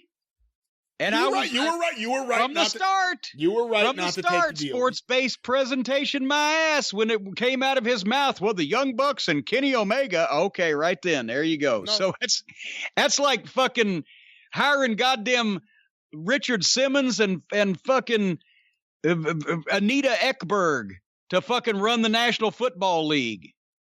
Try to find some more two unsuited people to run a football league than Richard Simmons and Anita Ekberg, I'll tell you. No, you were right. Look, it would have been easy money, but it would have been the hardest money you ever earned in your life in a lot of ways. You made the right decision. This is just not good. I wouldn't have been able to pay my bail money with That's right. for fucking attacking some of these people, beating them with a stick. Anyway, Tony Schiavone was next with Dr. Britt Baker and her entourage. And Britt Baker, still recovering from her nose job and where the fucking untrained female wrestlers threw the other untrained female wrestlers on her fucking knee and blew her ACL. But she's been entertaining in this. She's come into being a good verbal heel. And Reba, her attendant, she was suddenly told that she had to fight Big Swole, which I believe we've mentioned is the absolute worst name ever for a fucking wrestler, female or male. So Reba is shocked at this. Reba was the best thing on this show to me because she was the only person that I really, besides MJF, that I can think of that's done absolutely exactly what they should have done on this television program. I wrote, wait, she's doing what she's supposed to do. She acted like she didn't know how to wrestle. She was shocked. She didn't know she was going to have to do this. Then she doesn't know how to wrestle because she's a makeup artist. And while she's doing exactly what she's supposed to be doing, the announcers are saying that she's a former wrestler and she's had 100 matches. Like, that's a lot. and that she must be rusty. No, the whole idea of this fucking thing is the makeup girl has to fight the wrestler. God damn it. Now Tony Schiavone and Jim Ross with fucking 80 years of experience between the two of them can't get this? And by the way, in terms of how she was working, I agree with you to a point. She was working like someone who's not a wrestler, doesn't know what they're doing. And then she went for a moonsault. But she didn't come off the top. She only came off the second row. No, creative license. I'll give it to him at the end. Because when they called the finish is supposed to be, she's going to go, fucking Britt Baker is screaming, go up and finish her off. But she gets up to the top and she's like, I'm scared. I can't do this. So she goes back down and then she misses. And then Big Swole wins 1, 2, 3. I see it. Of course, she wouldn't have gone for the moonsault, but point is, at least somebody tried to do what they were supposed to do. And the announcers who should know better didn't give her any help with it. Or maybe they just assumed that everybody knew she was a wrestler, even though, she's only been on TNA. So who the fuck ever watches that, right? Anyway, and the last match, thank fucking God. Can I just say something before you get to this last match here? I have to admit, I kind of tuned out around this point because for whatever reason... You don't mean to tell me I watched this last match? No, I watched it. Right. It was a struggle, but I watched it. But the debate felt like the end of the show when I was watching it. I watched it the next morning. I didn't watch it live because the Mets were on. Yeah. And that takes priority. But it felt like the debate was the end of the show. So I kind of didn't really give a fuck about anything after that. So I just want to say that. Boy, I tell you what, if that debate was the end of the show, that'd been the flattest fucking ending I've ever seen in my life. But, well, no, the next one was. Anyway, the world title was on the line between Jon Moxley and Darby Allin because Tony Khan made the match last week after they were partners, right? But I think they said he's the number 5 contender. He's the number 5. It's Mark booking. And I classified this as a battle between, and I've said this before, I like Darby Allin's charisma. He has that weird charisma, and he makes some of the shit works for him that wouldn't work for other people. And he's got amazing agility. And so, but at the same time, he really is one of these dumb skateboard fucks you see on Ridiculousness that purposely sprays himself in the face with mace and jumps off high shit and doesn't care whether he gets hurt or not. So I'm torn between I like him professionally because of his difference in his style, and I hate people like that on a personal basis because I think they're fucking stupid. And then you've got Moxley, who we've made mention, he can talk. If he just looked like Dr. Death Steve Williams, he could carry it off, but he claims to be this badass that looks like a guy that works at Valvoline, and he glorifies, even after he worked for a major company and should have had that trained out of him, he glorifies in the thumbtack deathmatch, hardcore indie show garbage. It's all about his violence, and you'd have to be fucking nuts to buy this guy as a rabid dog, violent fucking person, because you can see him, and he's not. He just talks like it and acts like it, which is why it's Stone Cold Steve Austin cosplay. If Dr. Death, Steve Williams, could have done this fucking promo, my God, then you'd have a fucking human-eating badass. But no. So I was torn on watching this because it's going to be a babyface match between two guys that I can tell, even without ever meeting either one of them on a personal basis, if I had to spend 15 minutes in the room with either one of these two, I'd cut my fucking throat. But one of them has some charisma. And Darby Allin, if all he did was work with guys like Cody and or veteran experienced heels, he could learn to work. He doesn't have to do all this goofy bullshit, except when it's the big winning fucking move. He can pull out one of his things so he actually lives to have a long career, and sell because he can do that, and fight back without dying because he can do that. You would have a tremendous underdog babyface attraction here. But the more he works with guys like this, where they just do garbage wrestling indie match spots over and over, he doesn't learn anything. That's why I just hate to see it anyway. And Moxley was announced at 230 pounds.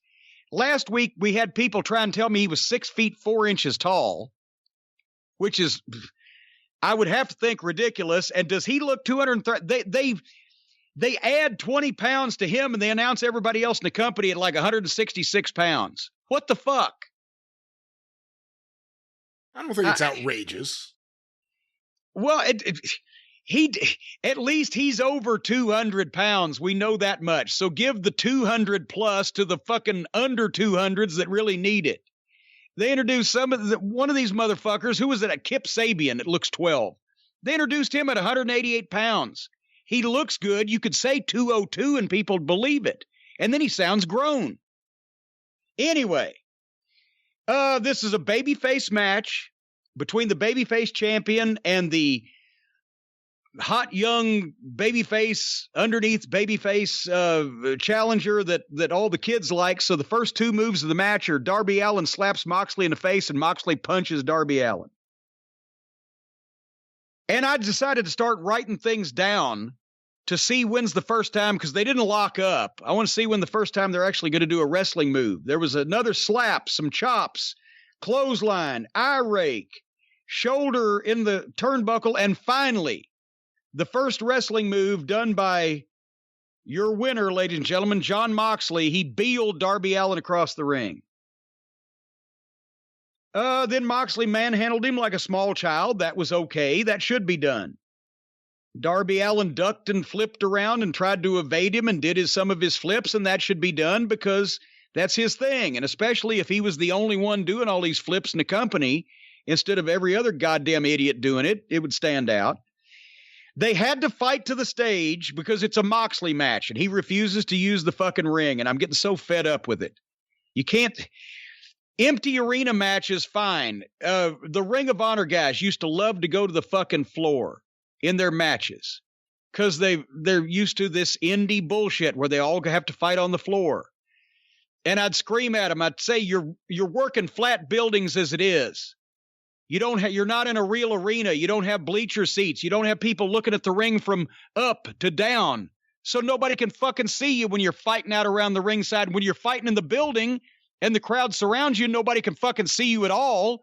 Also, we're going to eliminate that shit straight off the bat because you're goddamn going to get us all sued and put under the fucking courthouse because Sinclair Broadcasting is $1 billion company. So nobody's allowed to go over the rail out into the people because that's the stupidest thing you can ever do. When the business was legitimate, the heels would have gotten cut before they had time to do anything out in that environment. So just stay away from that to begin with. And don't get out of the ring more than you have to, because especially if you're in a flat building, people can't fucking see you. Well, now they ain't got any fans in the building, so no, they don't have to worry about anybody seeing them to begin with, so now they barely use the fucking ring because they all have this fucking outlaw indie mindset. And they think if you're outside the ring, then everything's cooler. Fuck. So anyway, they fight to the stage like they do in every match. And then Moxley throws Darby Allin off the stage into the ring post, which that would have been a hell of a deal if it was a fucking angle or a goddamn finish or the guy couldn't continue. That would have given him an out. But it was just a bump to go to the break. So fuck it. Then they come back. Darby Allin is in a fucking hold, but he gives Moxley 2 middle fingers. And I'm thinking that USA used to fucking blur that or digitize it when Austin did it. But Austin is the only one that was allowed to do it because he was sober, he could get away with it. But now we're just blatantly letting middle card guys not only say shit and son of a bitch and bullshit on TNT, but now they can give the middle fingers. And it's a babyface match. Did I mention that? And then Moxley gets some more heat on Darby Allin. The dirtiest wrestling in a babyface match ever, I wrote. They went back to the floor. Darby Allin just dives out of the ring onto his fucking head.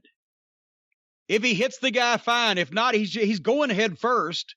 Then he went off the top rope out onto the floor the same way. Just flips and just dives head first. He doesn't care if he hurts himself. And I don't want to work with that guy because if he don't care if he hurts himself, how much of a shit's he going to give about me? This whole thing is fucking insane. This match was not rotten like the Dork Order or the Young Bucks. The shit looked good. It's just every time I see Moxley, it's in a match that comes off indie level. And that's the way it is. Then finally, Wardlow comes out and distracts the referee. MJF comes out and rolls in and nails Moxley with the title belt. And I like this false finish because earlier, MJF had the throwaway line, well, sure, I'd hate to wrestle a 150-pound emo kid for the world title instead of Moxley. Well, of course he'd rather wrestle Darby Allin, right? Anybody would. He's fucking 60 pounds difference, right? So now he's trying to help Darby Allin win the title, even though Darby doesn't know he's trying to do it. So I get this spot. However, go back and look at this. What was wrong with that belt shot? Did you notice? I don't know. Jon Moxley takes superplexes off the roof into barbed wire, power bombs into thumbtacks, the king of the ultra violence, all this stuff, right? The best worker in the business in the middle of the ring is going to give him a belt shot to the head. He covered up for it. Fucking threw his hands up and fucking blocked it. All the shit we've seen him do and all these fucking suplexes and fucking bumps off the roof and the fucking tacks and the barbed wire and the broken glass and 6 people beating him up with garbage cans in the fucking breezeway of the arena. That was fine. But one guy in the middle of the ring with both his eyes on me is going to give me a shot with the belt, which is one of the easiest things to work if you do it right. And he's one of the best workers in the company. I'm going to throw my hands up and block it on camera. Fucking good job there, Stone Cold. Anyway, then Darby Allin hits his coffin drop finish because he didn't know that the interference was made. 1, 2, and Moxley barely kicks out. That was a nice false finish. I can see the fucking neckbeards at home going, oh, so that's what he meant. And they're going to do this. They're going to switch that. And their thought process was going toward, this is how they're going to do it. So I can see they would believe that. However, then Moxley got juice for the belt shot. On purpose this time. Obviously, because he blocked it, which would have registered better if Sammy Guevara had not hit Matt Hardy over the head with a fucking axe and he nearly bled out. Because now it was just a little color. So I would have eliminated the fucking juice on the belt shot after the display that we saw earlier because it didn't mean anything after that. Then Darby Allin goes for another coffin drop. But Moxley catches him in a sleeper, and he's got him in the sleeper forever. And it looks like he's about to be out. And then suddenly he comes back around. Then he almost goes out. And then suddenly he comes back around. Nobody knows how to sell a sleeper anymore. You sell it wildly at the start as if you're surprised you caught in it and you're looking for a way out and you slowly fade. You don't just become motionless at the start and then fight in the middle. And then Moxley let go of his own sleeper to pile drive at Darby Allin. And he got a 2 count. Can anybody beat anybody here without going way too far and just diminishing everything? Then Moxley finally hit his fucking glorified DDT finish and beat him, and it was flat because he had him in the hold forever, then let him out on purpose to give him a pile driver, then fucking hit his fucking finish and then covered him. So that was flatter than 4 o'clock. A nice wrestling move where you caught the fucking kid because you were more experienced. That would have been lovely. But I don't think Moxley knows any wrestling moves. He doesn't use any. And then they hugged and kissed afterwards. Well, Moxley hugged him and kissed him. Darby Allin was selling unconscious. But just to make sure we know that it's all friends wrestling, they hugged and kissed some more. I can't rip this many pieces of paper at one time. It'd be doing a phone book. I've got to rip them all each individually. Can you stop it? Stop it!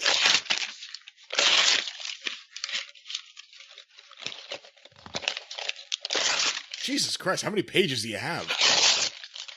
Show took 6 months to get over with. Stop ripping.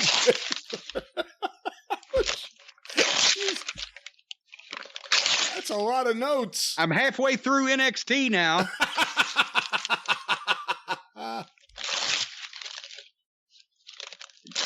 Just got to AEW.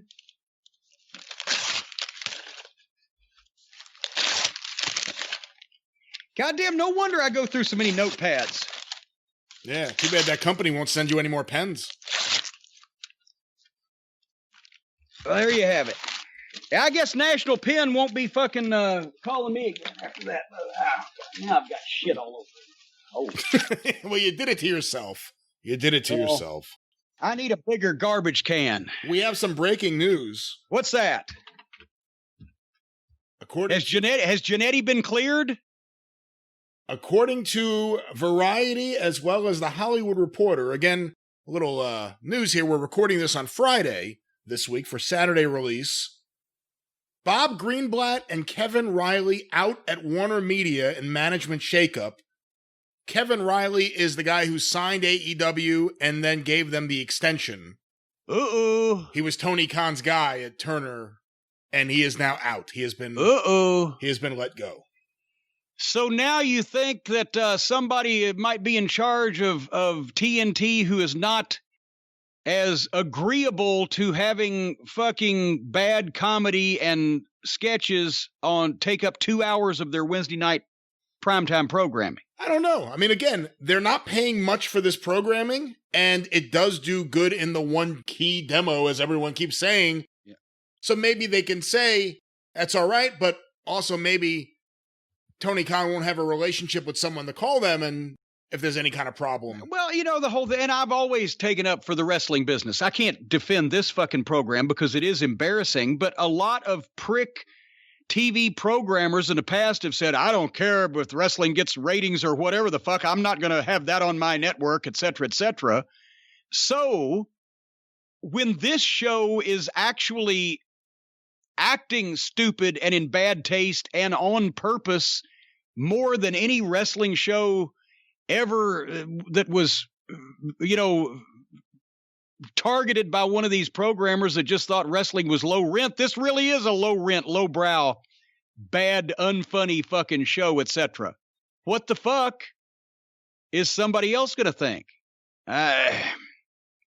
They need to get their shit together and just do something that a normal television executive would not be ashamed to have on their air before it's too late. Because I can't imagine going to the program director of a local station here in Louisville and showing them a clip of this and saying, this is what we want to put on your air, and having them be excited about it. But again, to what we spoke about earlier, the death of WCW, the true end of WCW was, what was it, Jamie Kellner? Yeah. Deciding that he didn't want this on the airwaves that he was overseeing anymore. Wouldn't that be something if the same thing 20 years later at the same place happens again? They sell the company, somebody else takes over and says, fuck that wrestling. Well, again, I want AEW to improve. I don't want it to go out of business. Well, I want to go to Kroger and get all my food for free and a blowjob on the way out to the parking lot from a hot fucking cashier, but that's not going to happen either. So I wouldn't hold out hope for AEW improving. Have you looked behind the dumpster? No, the dumpster's gone, along with the Greenville Memorial Auditorium. That ain't there either.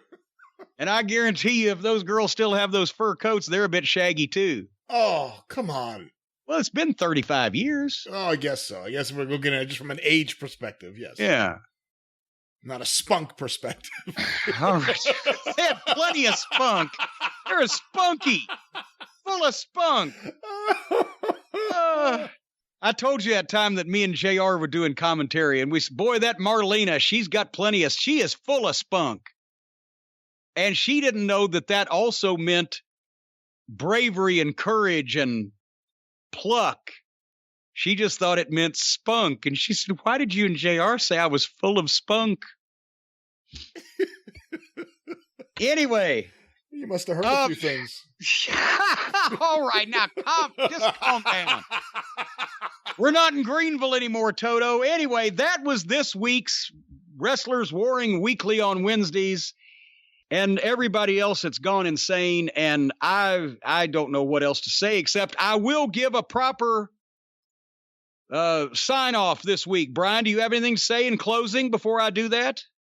I hope one of these shows improves. I actually am now really looking forward to crowds being there again, because it certainly will liven things up. I'm sick of this. I'm sick of empty arena wrestling. I'm sick of the fake crowd noise like it's a 1980s Saturday Night's Main Event. I don't like either one of these shows the last several weeks. A lot of people need to get their heads out of their asses. But what do I know? I'm, out of touch and 40, and, I only booked a very successful G.I. Joe fantasy promotion. But it was successful. 150,000 people to the outside arena in Long Beach, New York.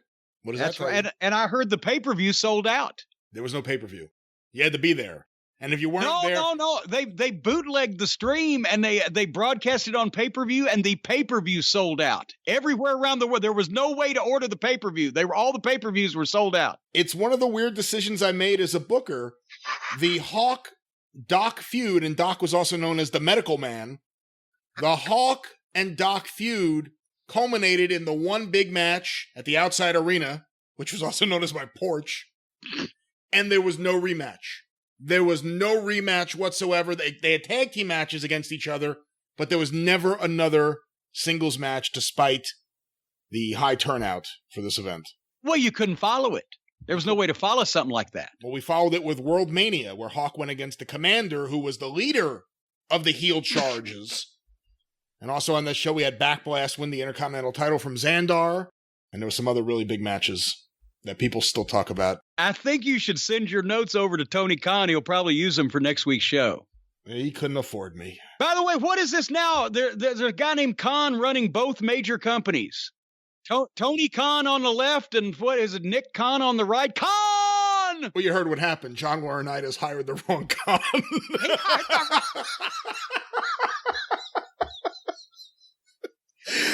Okay, it can't get any better than that. That's a great one. Folks, we're done for this week. We'll see you on the drive-thru this coming week where we talk about Bret Hart and Steve Austin, who actually did know how to wrestle. Until then, just to make sure nobody's mad at me, thank you, fuck you, bye-bye, everybody.